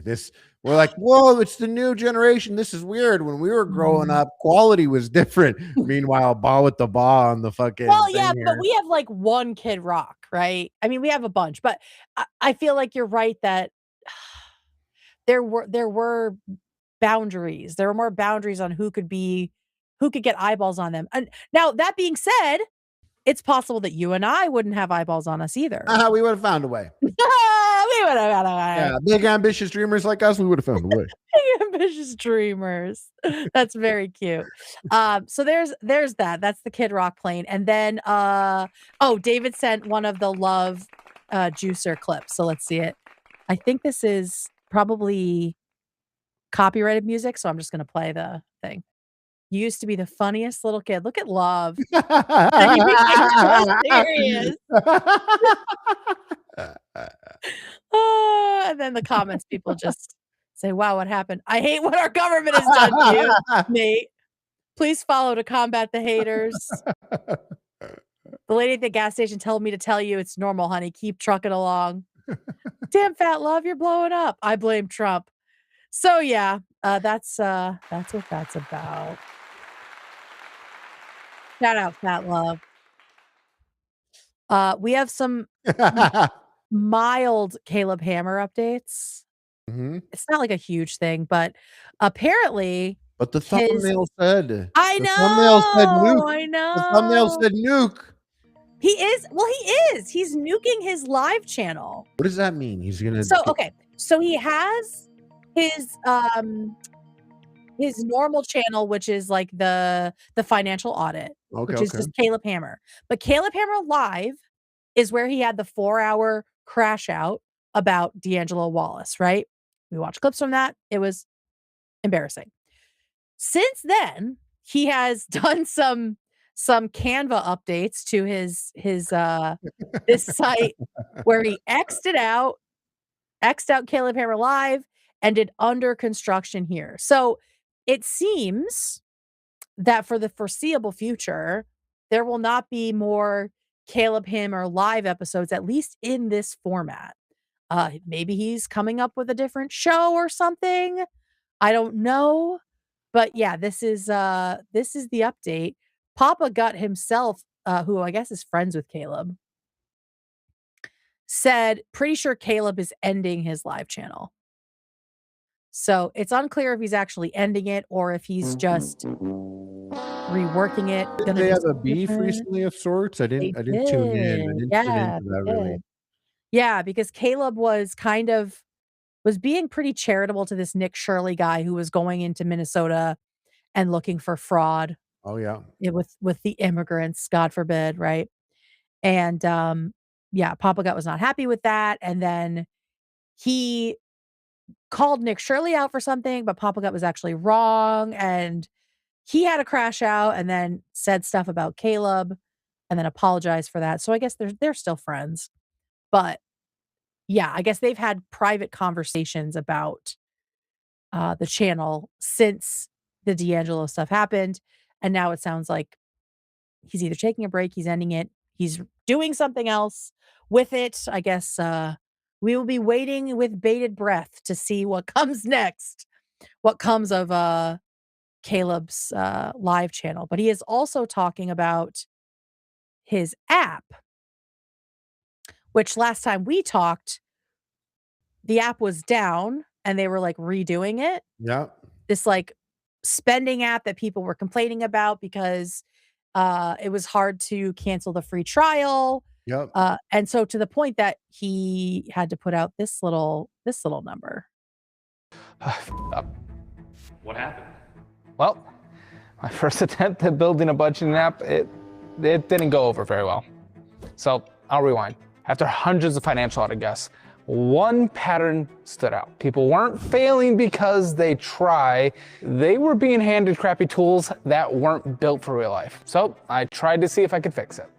In January last year, 2025, I launched an app driven by the belief that budgeting shouldn't feel complicated or intimidating. I had good intentions, but the first app was a complete dumpster fire. I was trusting the wrong developer, and that partner cost us thousands and left my customers with the buggy app that only kind of worked. And that failure forced me to ask a question that I couldn't avoid. Do I walk away or do I try again? All right. So basically, he's trying again. He's building a new app. We'll see. He knows how to play the game. He's playing the game. But I will say, do you think him deciding to not do these lives anymore is him playing the game? Because they have like a whole setup for it and the videos did really well. Tell me your theory on that. Well, I think, do we have any information there other than he put under construction on it? That's all. Well, we know that, and we have the Papa Gut inside information of, I think he's closing his channel. Yeah. So I mean, why, my thought process, why would someone do that? You can rally a lot of support on a format shift or something that's newsworthy, but he's not trying. I don't know what type. I didn't follow up the D'Angelo Wallace. I don't know what type of fallout they're getting. Yeah. On that channel there, but that gives it time to cool off.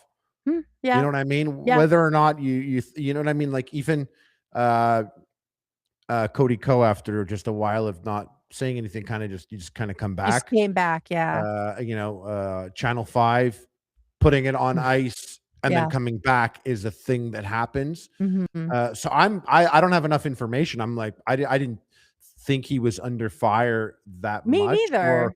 maybe I'm overestimating how Maybe how you're they too would, cynical. Like maybe he really is worried about. Maybe he really was embarrassed by his response. You don't think so? But can't you hide the video? Just Yeah, one but video, right? yeah, but then what happens? Everyone's like, "Oh, Caleb took the video down." Oh, you're right. Then it's like, well, he knows. Yeah, this way it's like, oh, we were always going for a channel switch up. We had big plans to, because it's not just him. There's a couple people there on that show, right? I saw a couple people. Yes, yeah, So and that's why I was like, assume that okay, they all knew this game plan. yeah. But so he's revamping the live channel and he's making a new app. These feel like it feels like he's addressing some of the criticisms from D'Angelo. Yeah, could be. But you think he's doing it cynically? No, it could be. It could be that. I was just, I default with any creator to something crazier. But no, it could be that he could have been doing it already. The app, I worked on an app before. He put money in an app and it didn't work out fully to his vision right now. Yeah. But you paid those guys and they're done and you'd have to pay them again. But your name is on something and it's out there. So I understand wanting to rectify that for sure, right, regardless of anyone else's criticisms. Yeah, that shit felt more legitimate. The channel restructuring, for me personally, I'm very curious. Me too. What the plan is. Also, because I think this is a guy that is a good content creator in delivering what his audience wants, and also like the game. Like I liked it, like this video. Hey guys, damn, really tried to do something special. Fucked up, didn't guys. really line up. And as you know, just a regular dude like you all, but I'm gonna go back out there and do it. It's very, it is a sweet angle. Well, it's even like the very first, I fucked up, ... A couple days after the whole D'Angelo thing went down, you think maybe he's going to apologize. Sorry to interrupt. No, go ahead. Did someone else have a video called "I Fucked Up" and it was an apology?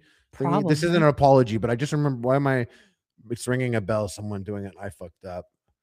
Or that wasn't Dobrik, was it? Maybe I messed up. Maybe I messed. Anyways, yeah, I'm getting sidetracked there. Yeah, I don't know. He likes very smart, even covering his head on the swear word, so that if any, so the video. He's tactical, man. He's tactical. So we will see what happens with that. I mean, I'm not a fan of his, but I'm still curious to see what happens. So what he's doing is working, right? It's he likes to play the game. We'll see. I mean, yeah, he does play the game. We'll see if his actual rhetoric changes. I doubt it, right? We'll be downloading the DollarWise app, and we'll be doing a little, Hello, Ethan. Ethan, yes, you need to buy us the DollarWise app or whatever it is. Yeah, in-app purchases. There's in-app purchases. We need all the in-app purchases so we can do a full test. Thank you. Goodbye. He said yes. And then imagine we're just mad rich. It actually worked, and we're super rich. You had a point. Imagine I start liking Caleb Hammer and calling people the R word. Okay. Can you explain this video? I'd seen a couple episodes of Epic Mealtime on the web, and I thought it'd be fun to have the guys come to my garage and shoot some. I don't know why it's big mistake. Big mistake. Shadow Realm playthrough of the video. What'd you say? No, because it has it has a dark overlay over it, kind of. Oh, I know. I don't know why it's doing that. Yeah, YouTube being a goofball. You didn't know that I'm friends with Jay Leno? Look at you! Look at you guys. Yeah, I was on Jay Leno's show also, even years before this. Really? Tell me about your connection to Jay Leno. Well, I went on the Tonight Show with Jay Leno in March 2011, I believe. Wow. Yeah, and we kept in contact with him and his people. He thought the channel was hilarious. Yeah. Very Jay Leno joke when he first saw the channel. It's very Jay Leno pilled. He was like, what you should do? You should order all that stuff, do all that. And then at the end, say you want a Diet Coke. Classic. Say you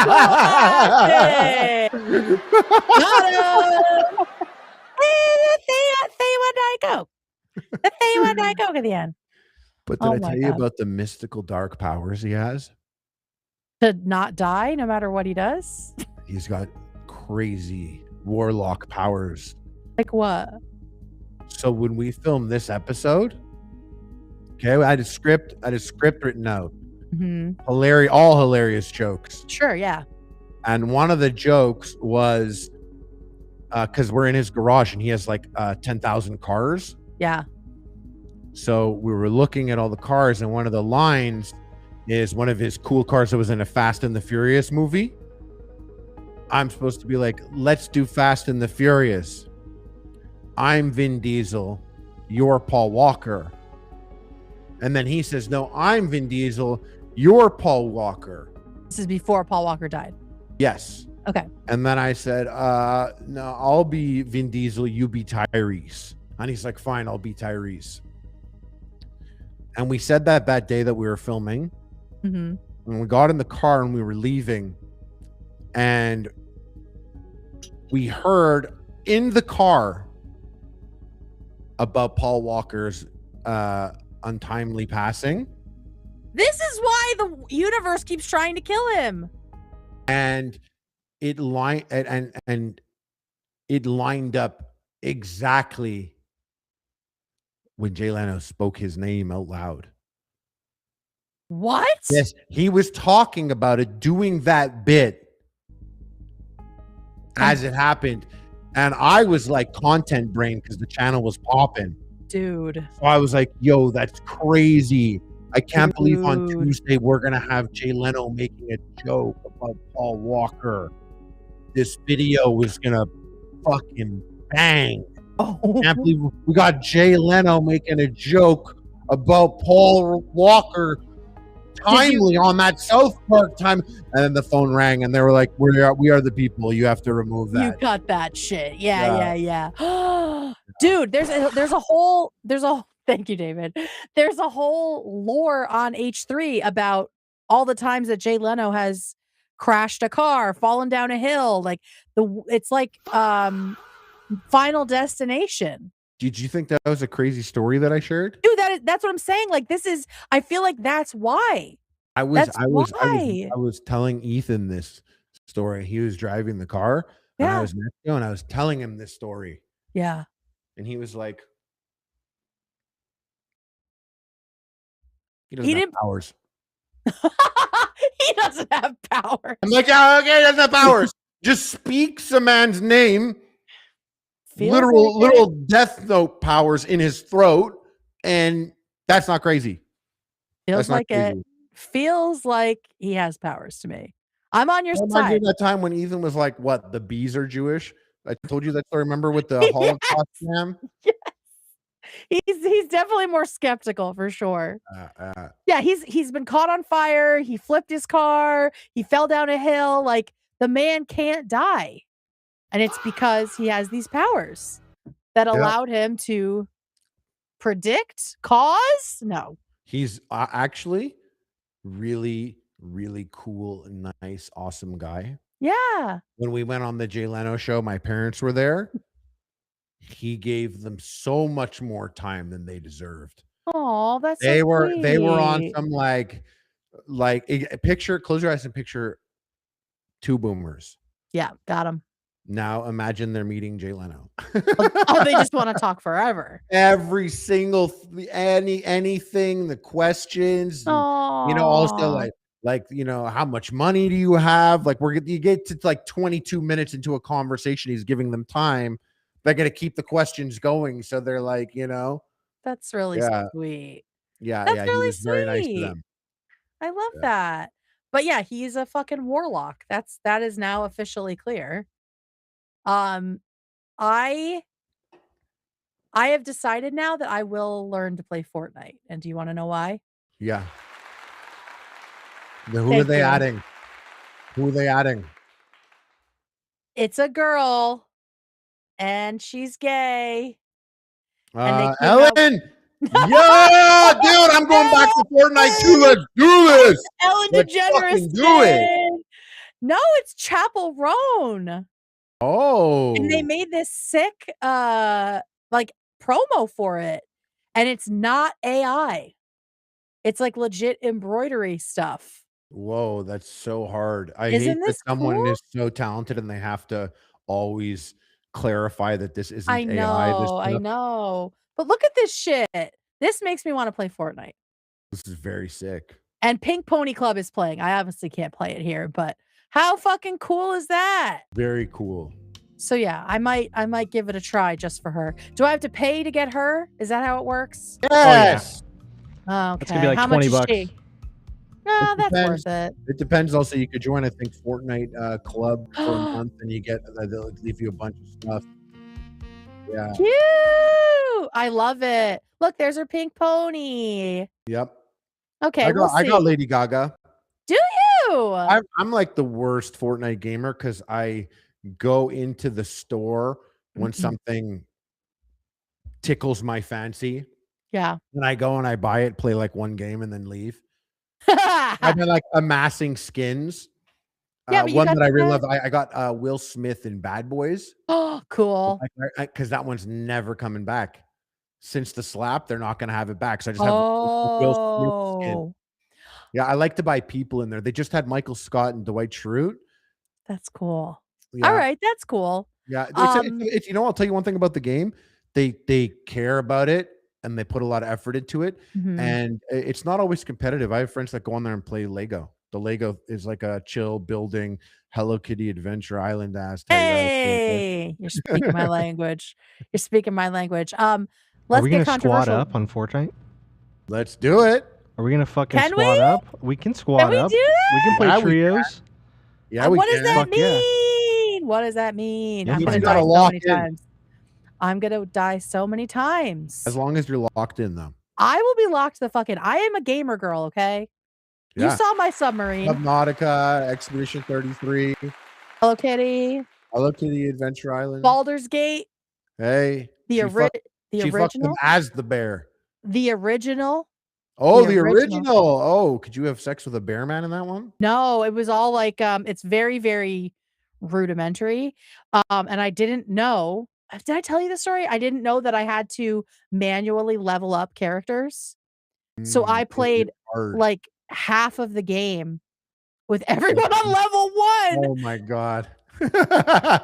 Boomer Yep, alert. I killed like Boomer I alert. killed like a whole I beat this like bandit camp with everybody on level 1. I had to die like 100 times. And you were like, games are hard. I know. I was like, fuck. And then I leveled up. I'm like, what are these pussies doing? This is fucking easy. Now every have, like- game's been easy for you since you had Yes! that.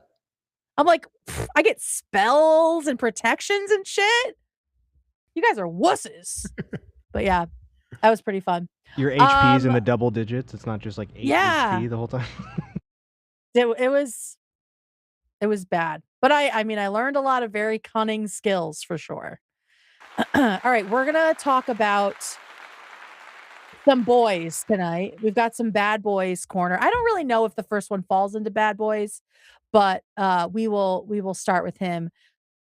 Brandon Buckingham is a name that I had not really heard until last year when it popped up of a photo of him like dying in a hospital room. But I know Harley, you have lore on Mr. Buckingham.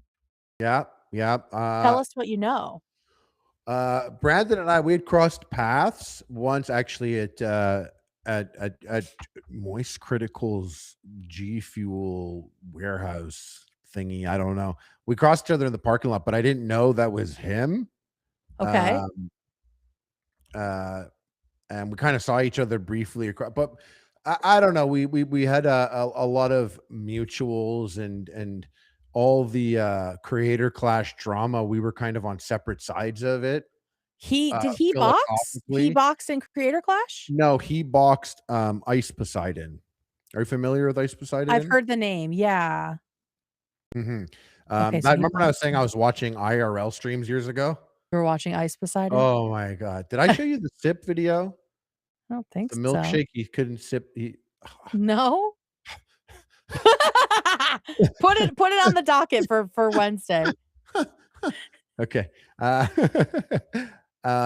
had always wanted to meet him basically because Okay. we ran in the same circles, but that kind of slowed things down because it was bizarre. I was fighting people for one thing that I always found interesting was I was arguing with people and fighting people because of how they were talking to Ian and Anissa. And I didn't really I knew them and I was getting to know them, but I didn't know them that well. And I remember fighting people, sticking up for them. And then when Gila and Ethan wanted or needed any sort of support, they didn't. And I thought they were better friends or at least knew each other longer than I knew them. And I remembered having this moment of being like, oh, damn, I did more for you guys than you were willing to do for them. And I thought, and it was just one of those moments, just really my takeaway was like, you guys, you don't really know people online. It's true. You don't really know people online. And one thing I can relate to Brandon Buckingham with is we both see the good in people and we both will expose ourselves to maybe a person that or people that other people are uncomfortable with or wouldn't want, but we both, I can relate to him that we'll literally have a conversation with anyone. Okay. So at Shambhala last summer I met him there for the first time. What is Shambhala? It's a music festival in BC, Salmo, BC. Okay. Which is so beautiful. It's so awesome. It's really fun. It's on a farm, so it's private grounds and the stages are almost permanent fixtures. Whoa. Which allows them to be the music, the speaker setup and everything. It's really crazy, really cool. Yeah, I went 2 years ago, had a great time. So I went again last year and I found out he was going. So we were in contact and I was like, oh, it'll be cool to meet you. When I did meet him, I was a complete spaceman. I was on another planet. Okay. I was enjoying the festivities. Gotcha. And I don't know if you know this about me, but I like to party. He's a chill guy. I like to party. That sounds like the place to do it. I flipped the chill meter to party. Oh, I flipped it from chill mode to party mode. Yeah. So you were enjoying the party favors. Yeah, I was going crazy. And so when I met him, he's got his content, it's bumping, and I got there. And one thing is kind of on dance floors and stuff at these scenes, people don't want cameras with flashes out because people are all enjoying it. They just want to go and cut loose. Not everyone is a content creator. They don't want to be around content creators. When I film there, I'm super low key. I film myself. I'm not going to the dance floor and filming people because some dude has a job, but he's on acid here dressed like the Lorax. Right.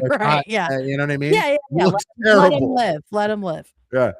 When I got there, they pulled the cameras out with lights on and stuff. And we're like in fractal forest, bro. Don't turn the lights on in fractal forest.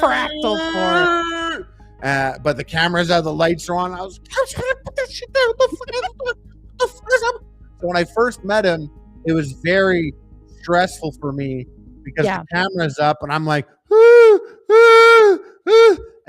basically. Do they have that on camera? Is you just geeking? Yeah. But I was like, no, you can't release any of this footage unless I look at it first. Smart. If you do that, I will hit my dog in real life. Stop. I'll hit my little dogs. I got little dogs. I'll hit them. I will kick him into the sun. I'll kick my dog. No, actually, so we were there together and I got to meet him and he was a very sweet guy. And I could see why he gets put in the bad boy corner. And I'm actually we're gonna leave him in the bad boy corner because I think he likes being in the bad boy corner. Gotcha. But he really nice guy, and we got to talking a whole bunch. And the next day I was a bit more clear-minded and we spoke maybe about a video, and he was super thoughtful about painting Shambhala in a good light because a lot of people there are are about excess partying, and they do have great harm reduction there. Okay. You don't want to show it. You could basically paint this place in a bad light if you weren't careful or if you had malicious intent. But it is very easy for normal people to miss out on some of the great things that they do there. Some of the Gotcha. The harm reduction situation is really, I never even knew systems like this existed, Okay. Well, that's good but at a place like that. Yeah, the second night he started having a major panic attack. Like at the at Shambhala. They gave him backstage passes to the Village, which is crazy bass house dubstep, like the most wibbly wobbly. Yeah, and I'm not a big wibbly wobbly guy. Yeah. But at Shambhala, I'll wibble and wobble. You'll wibble it out. I mean, where else? It was wubbing big time. Big wubbies. Yeah. Actually. And he was freaking out. And I was like, I was like, man, what's wrong? Like, he couldn't get his shit together. And he was like, I hate bass. I can't tell you. Why are you at a music festival? If you had the entire world behind the Village stage at Shambhala at that time, there is no bassier man-made place on planet Earth to be. And he had access to be as close to it as possible. And he was already, I think, like for him, I'm here to have a good time, but for him, it's not his vibe. He was putting himself in this situation that will overstimulate him and fuck him up for the content. Because his channel gets views. Yes, very dangerous. He had put himself in danger, months before he had filmed a video and it got shot. The person got shot. The cameraman that was with him at Shambhala, shout out Matt. I don't know if I could, whatever. I don't know. I think people know that, but he was there and had gotten shot filming a video. So he'd put himself in crazy situations before. Okay. And I think that's what it is. It's just, he's about that. It was his first EDM concert. And he said his own words to me because I knew we were going to talk about him. I asked him like what he thought about it all. And he just said that he was mentally unequipped to handle the heat. And the highlight of his experience was the nature and, meeting some new people, but he was unequipped mentally, had a panic attack, was in over his head there. He posted his link on his channel to his video where he describes it a bit in further detail. But from my perspective, he was there and he left. He left Shambhala early, even though he had all access, and he went to go reset. And then I believe he went to Ireland shortly after. Once again, pushing the envelope. And I know what it's like when your channel is a hit, you have this constant pressure to get the next video out, make the next video is exciting, to outdo yourself, to push it. And I think he got caught up in the expectations from himself, from his audience. And then I saw what I didn't know because I'd sent him messages, but I didn't hear back. I saw that he had gotten very sick because he had posted it online. You have all this. This is my first introduction. So what kind of content did he make? He was just like travel stuff, like experiences, things like that. A video that I happened to particularly like was the people that live underneath Vegas. Okay, so he's doing like gonzo journalism, right? Like kind of getting in there with the people and stuff like that. Okay, cool. All right, so this is what he posted on Halloween. It just says, "Guess what I am for Halloween?" And he's in a hospital bed. Okay. It's like, okay, what is that? And then almost a month later, he posts again, still in the hospital or in the hospital again. Oh my God, stop, go away. And he says, "I am suffering from heart failure among a number of other health issues. My kidneys, liver, and lungs are all in very rough shape. If I had not made it to the hospital on time, I would have died, according to the doctors." And then he's talking about how he's raising money for a GoFundMe because he has a young daughter, and he was worried about dying essentially and leaving his wife behind. And so there's a GoFundMe as well that raised over 300K. And yeah, so it says the initial diagnosis was acute systolic heart failure, kidney failure, and liver failure, all things brought on by pneumonia and subsequent sepsis or possibly tuberculosis. So it's still, even today, it's still unclear, at least to viewers, I think, how this happened to him, right? Like all of a sudden he just has these horrible illnesses all at the same time. But he did say he did a like an update video, and he talks about how he had been feeling kind of terrible since August. So he first posted in October. But he said in August he was having numbness in his extremities, vomiting every day, and also having psychological issues. And it sounds like he's struggled with that, right? Like if he was having anxiety attacks back when you met him. And so here he is talking a little bit about that in between time where he wasn't going to the doctor. He was just like trying other things. Well, I tried cold plunges, saunas, IV therapy, numerous medications, no social media, meditation, and nothing could stop my anxiety, insomnia, and constant stomach problems. I wonder why he didn't go to the doctor sooner. Like that's my first question is like, you were puking every day, bro. Like you gotta go to the doctor. I saw in his video when he was in Ireland and he was puking. Yeah. Even when at Chumbala, he seemed like he was going through it a lot. And what year was that? It's before that, the puking. It's like like the beginning of it almost, because he wasn't doing that at Chumbala, but then he left. And then I was watching this video. I was trying to keep up with him, but he would kind of tune out, disappear, texting and stuff like that. And then I saw the video, and he was very sick. It looked like puking day after day, but he was really pushing himself there. I mean,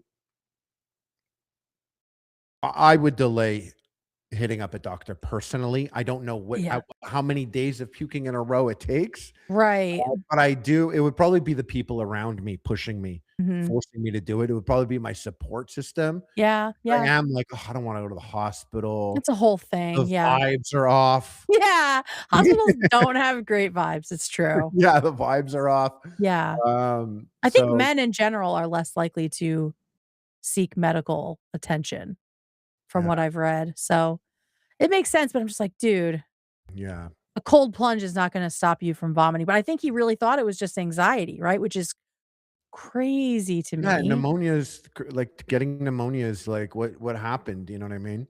Yeah. Like, where did this start? I guess this all started when he came back from Mexico. And so that's why they thought he had tuberculosis. Here's a little bit more about when he finally went in. This is him talking about, like, he was like out of his mind when he got there. Bathtub had been left running overnight. Tom helped me. Here we go. I was to my room where So he's talking about, this is when he was living with Turkey Tom. I don't know if he still I lives didn't know with that. Him. Me neither. No, I was kind of shocked that he just married with a kid and living with Turkey Tom. Yeah, very, very interesting. So here he is. Yes, thank you, David. We're going to zoom through this and then we'll talk about Clavicular and we'll get out of here. Found me in bed, completely delirious. My feet were extremely swollen. I was totally deaf in both my ears, and the bathtub had been left running overnight. Jesus. Tom helped me into his car, not yet knowing the severity of the situation, and drove me to the closest urgent care. There, I go inside, but was so disoriented that the receptionist asked Tom if he was my caretaker because she thought that I was mentally handicapped. Apparently, I was rolling around on the pavement outside and couldn't even remember my birth date. Rolling around on the pavement? It's not that far from what my experience with him was when he was having a panic attack. Really? Yeah, people were super concerned. Random people were around. They were super concerned. But it was also interesting because his, like, at this event, his clout was maximized. Yeah. So he was like kind of freaking out, going everywhere, and there was God. like a party following him all over the place. Oy, oy, oy, as he was freaking out. Yeah, That yeah, can't make it better. Plus the drugs, right? yeah, That's not yeah. gonna make it better. So what he consumed also, I don't have those answers. I don't know. Yeah. I don't know what type of access he had or anything. I wasn't pocket checking anyone's drugs. Sure. I was on drugs. Yeah, yeah, yeah. So I don't know how much that plays into it or not. Yeah. But one thing is I walked him back. He had like a tent in the crew area. Mhm. And I walked him back there the first night. Aw. And we went inside the tent. I lay him on a bed there. He had a little bed That's set up. nice, Harley. Yeah, that's how much drugs I was on. I'm lying with this stranger guy basically, and I'm like, you know, patting his shoulder like, there, Oh. isn't that gay? Look, It's so isn't that relaxing? gay. Isn't that relaxing? Look at us. That's I can't so believe nice. we make YouTube videos before. Have you ever kissed another man? You want to kiss a man? No, that didn't happen.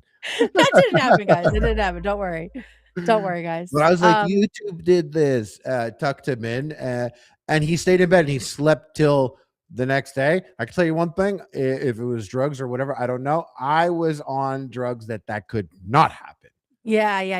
It sounds like something else. If he put me in a tent and was lie down, but I would have been like, like I it wouldn't want to couldn't. feel that way. Well, that's why you got to hit the dance floor. Gotta hit it. Gotta dance it out. Yeah, and then it's all good. Everything's chill. Yeah. But imagine you hated that music and the feeling of the sound of it. Shouldn't be there. That's what he was going Shouldn't for. fucking be there. Like Be there. I'm questioning his choices in general. Well, at this point. that's what it was. Even like when I was talking to him a little bit when he went to Ireland and stuff. I was like, bro, you're really pushing yourself. I know Yeah. what that's like. Look out for you. But he did put himself under immense pressure. Yeah. And he did say that even right now he doesn't feel good. He's not at 100% Yeah. right now. Yeah. But it's currently not. Yeah. Yeah, and so he talks about that in this video as well. Apparently they thought it was tuberculosis, but then it ended up being bacterial pneumonia, they think. But he does say that he's getting better. And carry her And so here is his update on that. for multiple minutes. I am recovering little by little, day by day. My liver, kidney, and pancreas are all fully recovered back to 100%. I'm no longer vomiting regularly for the first time since July of Oof, 2025, Jesus. and I have gained 15 pounds since my release from the hospital. The not so good news is that my lungs have permanent damage to them, and according to my most recent echocardiogram, I am still in heart failure, leaving me feeling pretty bad most days. The doctors say I will need to take 3 different heart medications for the rest of my life: spironolactone, losartan, and metoprolol. I was hoping to give an update that my heart had totally healed, but the unfortunate reality is that I very well may be dealing with heart problems for the rest of my life. A lot of the problems Jesus Christ. that come with heart failure, like dizziness, exhaustion, numbness in my extremities, and blurry vision, make it pretty difficult for me to edit my videos, use social media, and do my job. But hopefully in time, these symptoms will go away. I don't know about that. Like, and so, I mean, is this like this feels like a cautionary tale about putting off going to the doctor. Mhm. If he got to sepsis, I mean, that feels like this could have somewhat been prevented. I don't know.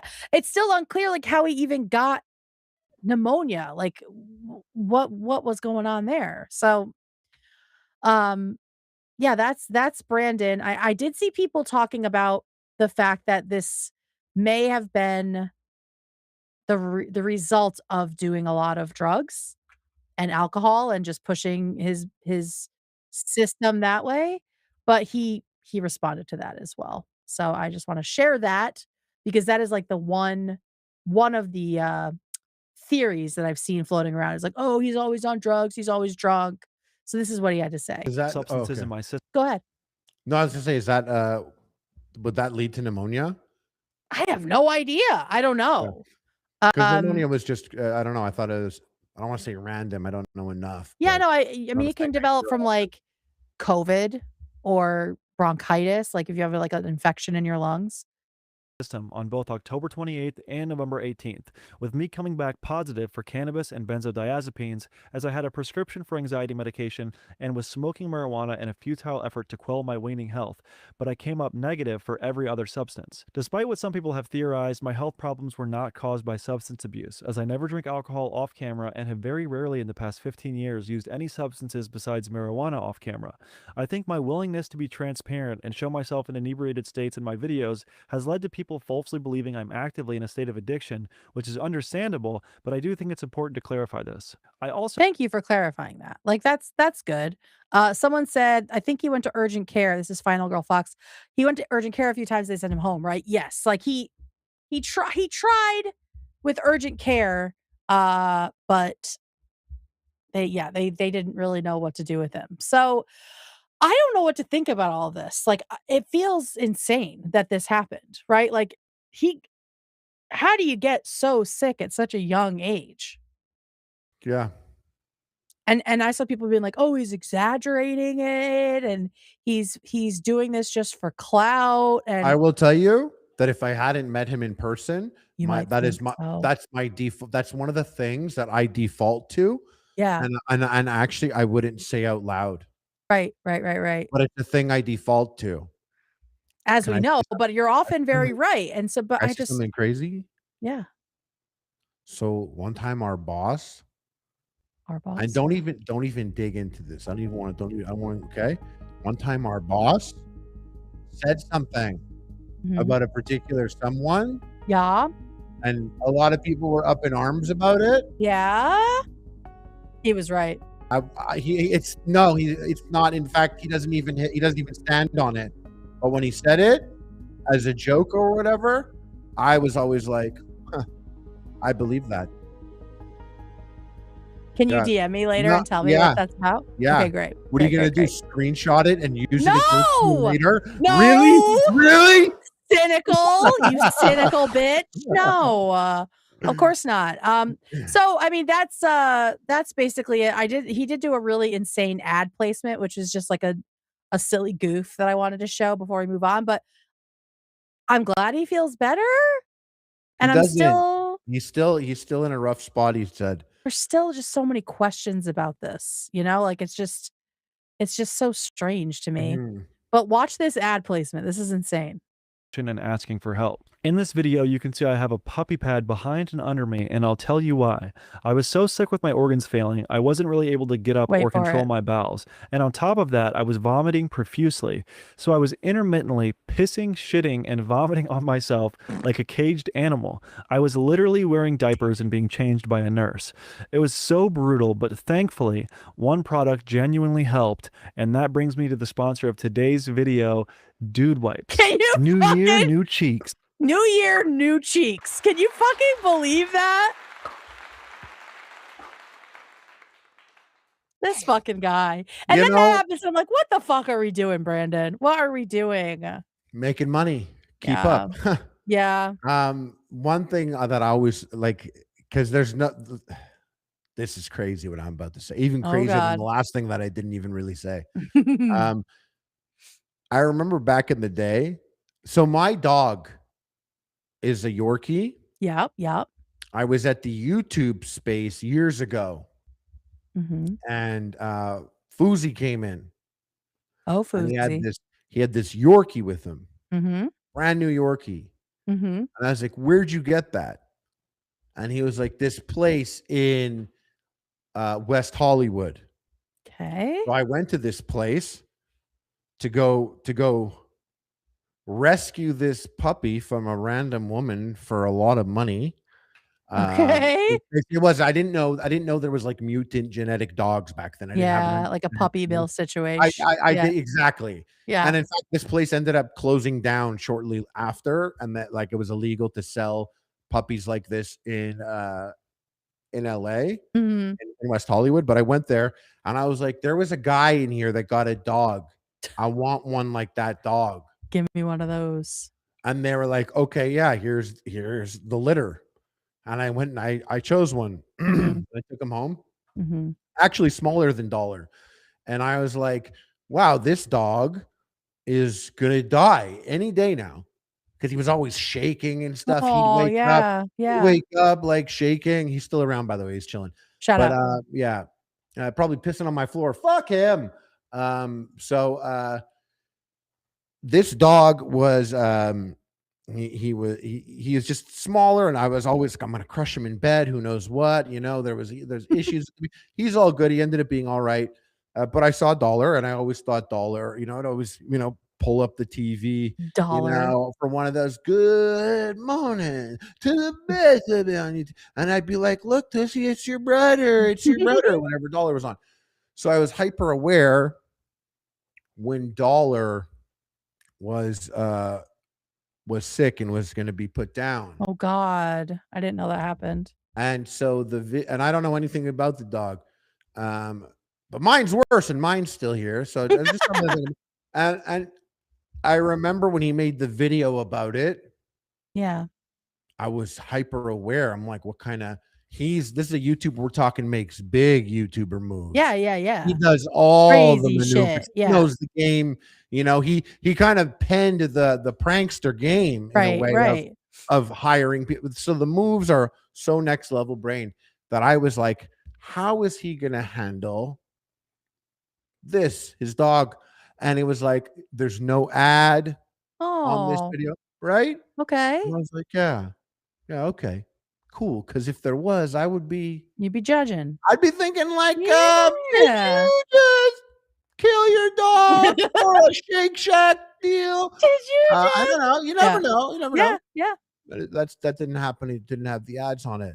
So what you're So saying at the end of the video, oh God, what did he do? To a brand new channel he was launching. I was back to content brain. And I was my God. He's like, yo, I gotta juice the death of my dog to launch a new channel.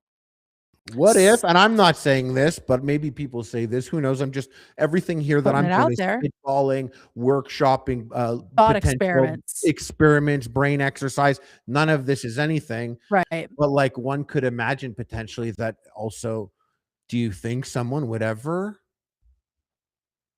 put their dog down for the video? Maybe you're not going dark enough. I mean, I feel like there's a family channel at least that has done this. That feels very family channel coded, Yeah. They would have. Oh God. They would have. Family channel. They would have. I can't even. I'm trying to say something, but the family channel stuff they've actually done. I'm thinking of Ruby Frank. The fuck. Horrible. There's not even room to make a joke about it because it's just horrible shit. Family channels have been on some crazy shit. For real. Oh God. So what you're saying is you're positive that Brandon is faking it. No, no. I'm saying if I didn't meet him in person, I think I would have defaulted to that because he's a YouTuber, not because of him. It's because he's a YouTuber, and I had to show you that Fousey thing about how crazy my brain will go about it. You know what I mean? Well, because some people do that, right? But I am hoping that Brandon continues to get better. Like I said, I don't know anything about his content, but I was just like totally shook by him talking about how he was dying. And I wanted to follow up. And I mean, I'm glad that he's feeling a little better, right? He's getting better and seems like he's on the right meds. Right? Yeah. The puking is done, which is good. So there's that. So sending our best to Brandon, unless he said something horrible that I don't know about. I don't know. It's hard to wish anyone on YouTube well because most of them, the men at least, have said horrible shit, right? And done horrible shit. But I don't want people to be sick and dying. That sounds horrible. It's only men that'll stick that Subway sandwich into a pile. It was definitely a man that stuck a Subway sandwich into a pile. That's true. Speaking of men, speaking of bad little boys, we have Clavicular getting arrested. Here it is. Placed under arrest. Under arrest? For what? I don't know. That's up to him to let you know. Guys, I don't know what the fuck is going on, but this is bullshit. So they're outside a bar. He's getting arrested. Hey man, I don't mean to bother you. I'm like his childhood best friend. What's he being arrested for? We're like all extremely confused. False ID. False ID. Fake ID. Underage, fake ID. Wait, how old is he? Is his childhood friend asking how old he is? Is Clavicular underage? He is. He's like 20 years old right now. Wow. And I don't let me just tell you this.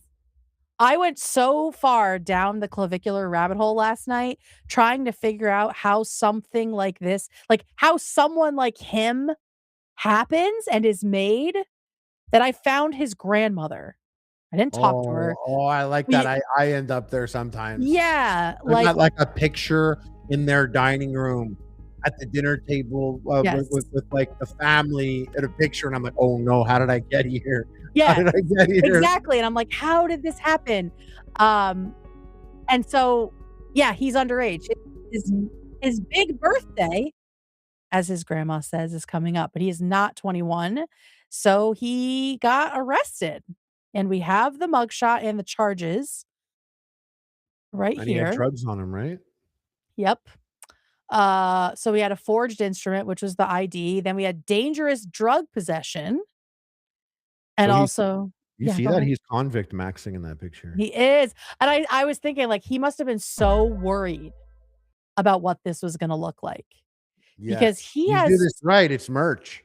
He has maybe like the worst case of male body dysmorphia that I have seen in a long time. Yeah, when you start bashing your cheeks with a hammer, you've reached a new level. Bad.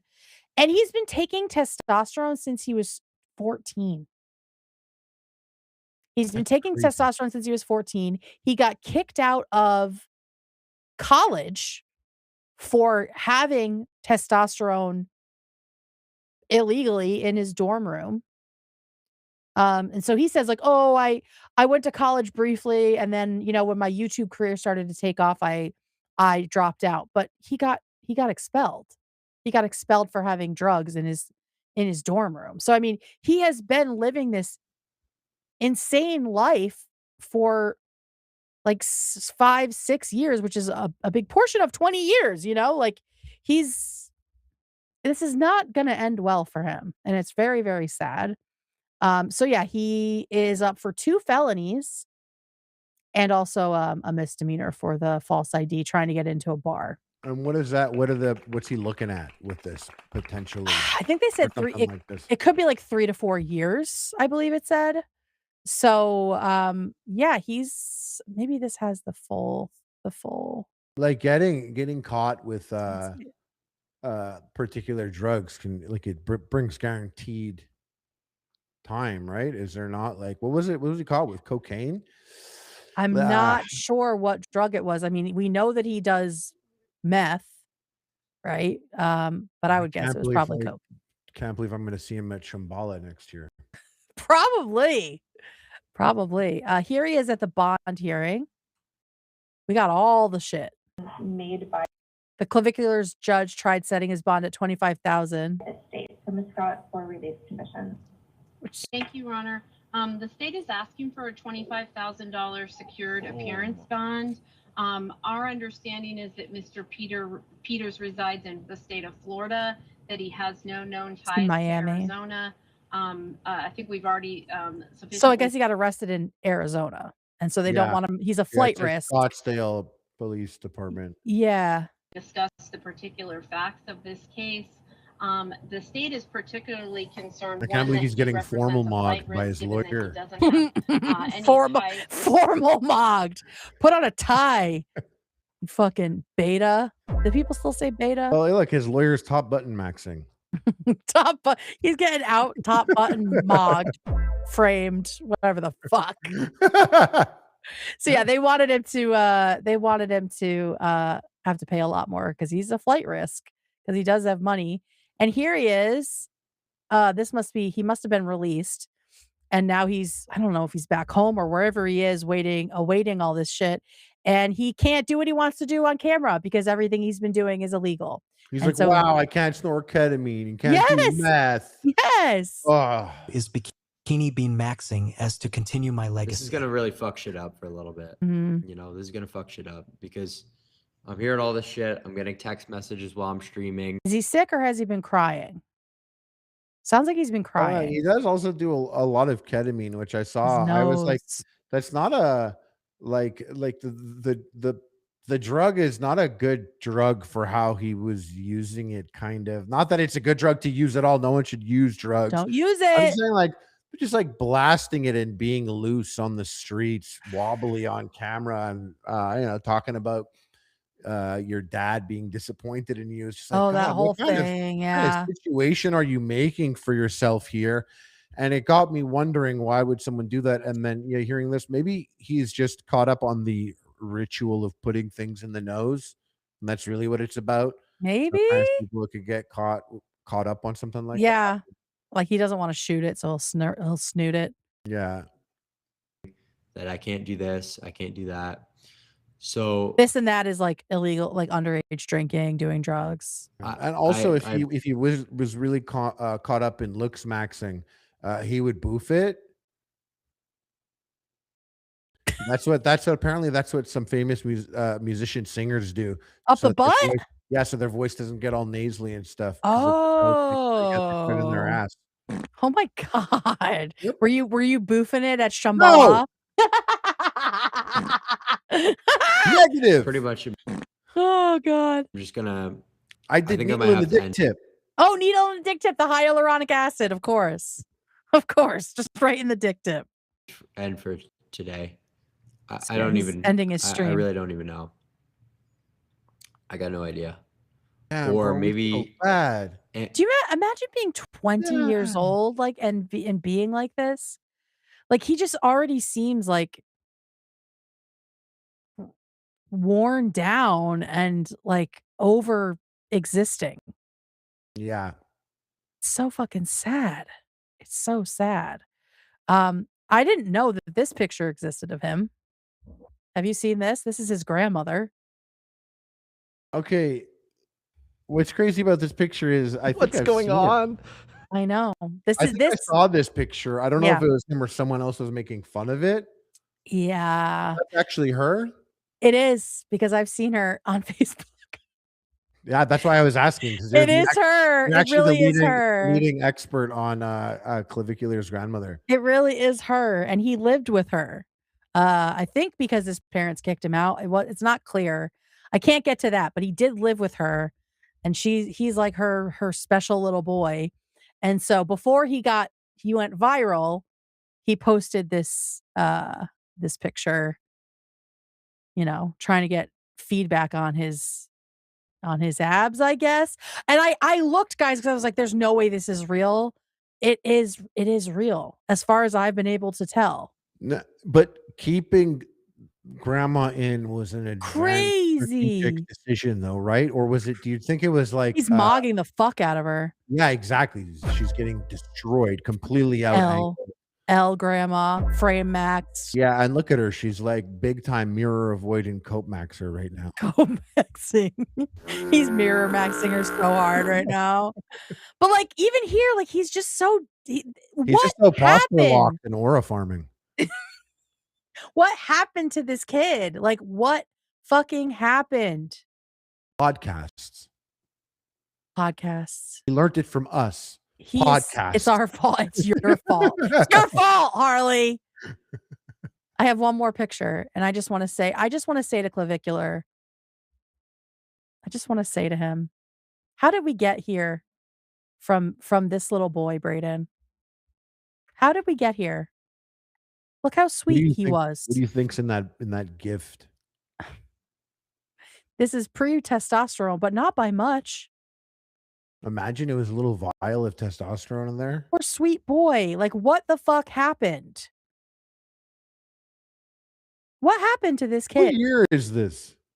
Well, this is crazy because this is like 2017. Not very long ago. This is like 2017 or something, isn't it? Yeah, not very long ago at all. He's very How old is young. that boy? 13.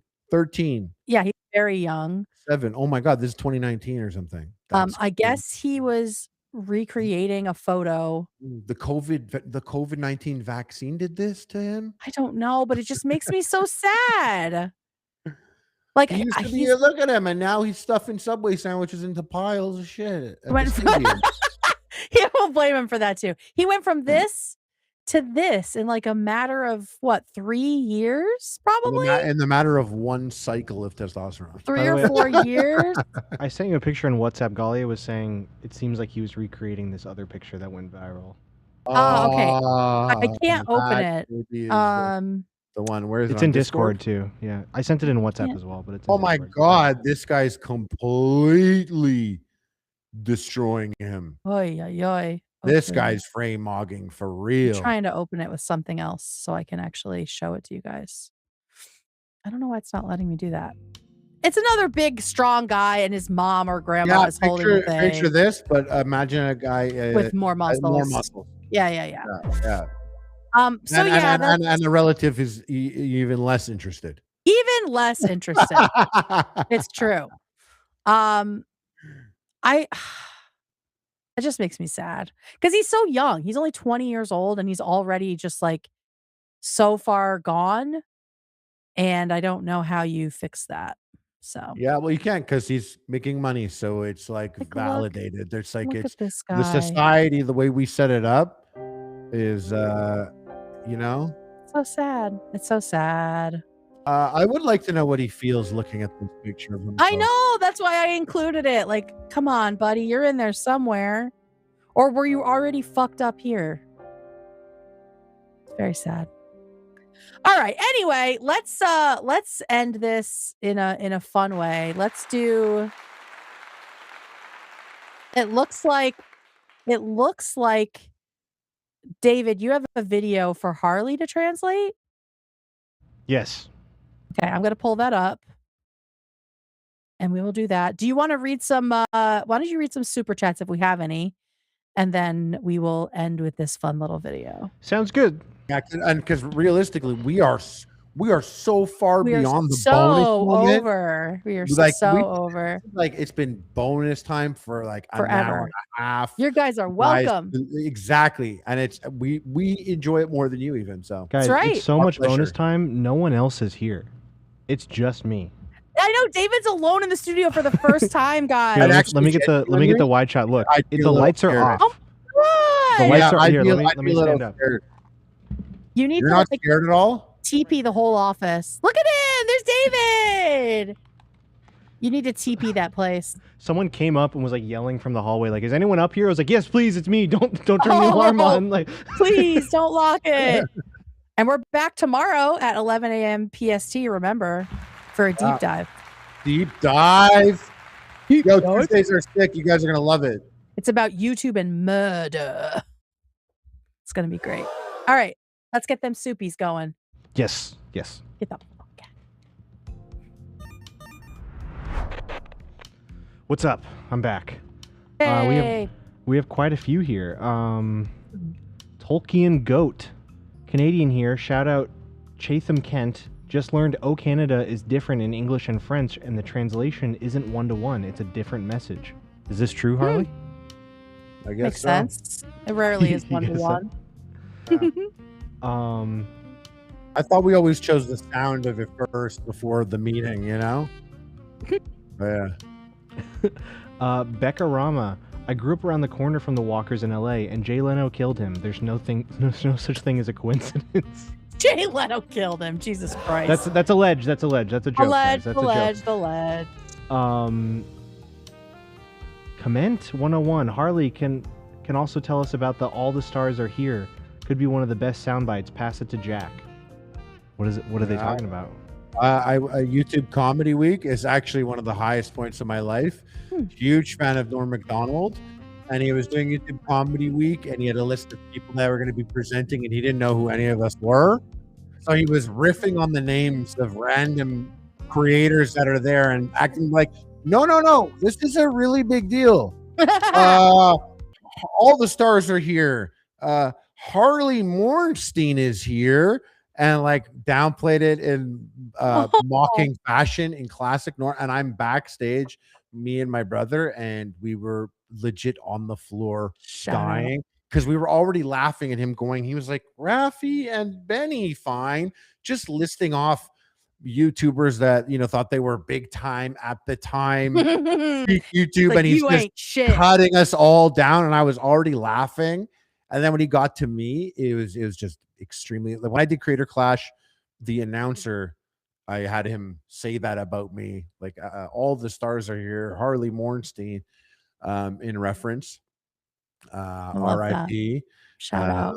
R.I.P. Norm. Yeah, I went on Norm's podcast once, but we'll put that on the back burner. We'll talk about. We'll talk about it later. I'm sure he'll come up again. Let's save some bonus times for other pods. Yeah. I'll get through the rest of these real quick. They gave money. They can get their time, Yeah, it's fine. Zip on. Rivendell said, "Who else has Jay Leno sent to the grave in order to cheat death just one more time? Much like Ethan collecting hairlines, Jay's collecting more time." Oh my God, Paul Walker is one of his Horcruxes. Oh no. Skylar DeVries. I used to not go to the doctor due to medical trauma, so I began to add them on gradually like a juggling act. Recently discovered I have a grapefruit-sized ovarian cyst and need surgery and might lose my ovary too. Oh my goodness, I'm so sorry. Skylark. I'm glad you went to the sorry. doctor. Yes. Fucking hell. Go to the doctor, people. Yes, please, everyone. Sarah Marie, tomorrow marks the 1-year anniversary from septic pneumonia that had me in a medical coma for a month and had liver, kidney, and both lungs failing. Oh my goodness, I was not expecting to survive. Somehow I did 1 year survive. Shout out. Oh, shout out. Congratulations. Thank goodness. And then one more here. Aaron Danger Bell. David, can you say magic? Thanks. Well, I just said it, but I'll say it again. Magic. All right. No, you gotta give him like a little magic. Magic. There Is that you good? go. Is that good? Yeah. Okay. All right. Perfect. Thank you. All right, Harley, you have one final task before we say goodbye, and that is to apparently translate this video. What's a major red flag in a Toronto girl? Oh. Nine's my word, fam. If she's not blessing me knee wazzles every day, I have to block that catty. I can't deal with that, fam. Tutu's my word. I need some wazzles right now, Crow. Are you done? What's a major red flag? I don't know what neat wazzles are, but I think I know. Is it? Well, he was doing this. Yeah, so I think I get it. What does tutus mean? I think it's like I swear to, straight up to be honest, dead ass. Yeah, exactly. Dead ass. Tutus. Yeah. But he did 9 9s. I had never heard that before.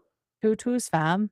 Yeah. Flagging a Toronto girl. 9 9's my word, fam. If she's not blessing me knee wazzles every day, I have to block that catty. I can't deal with that, fam. Tutu's my word. I need some wazzles right now, Crow. Are you dumb? I need some wazzles right now, Crow. Are you dumb?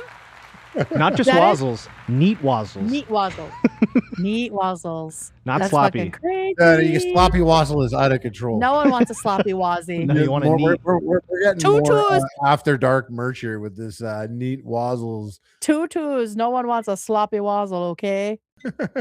Okay, I want to make this a weekly thing where we just send a clip like this. So you have to tell us what it means.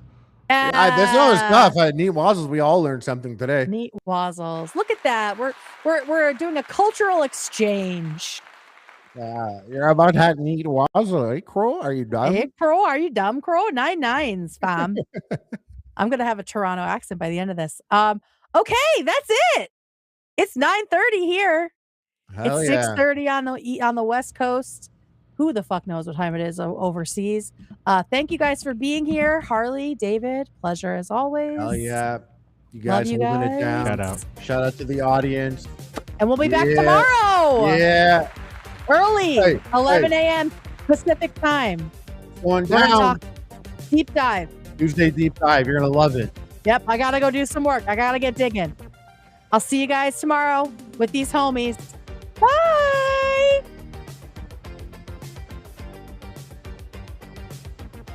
Hey. Hey. Hey. Hey. Hey. Hey. Hey.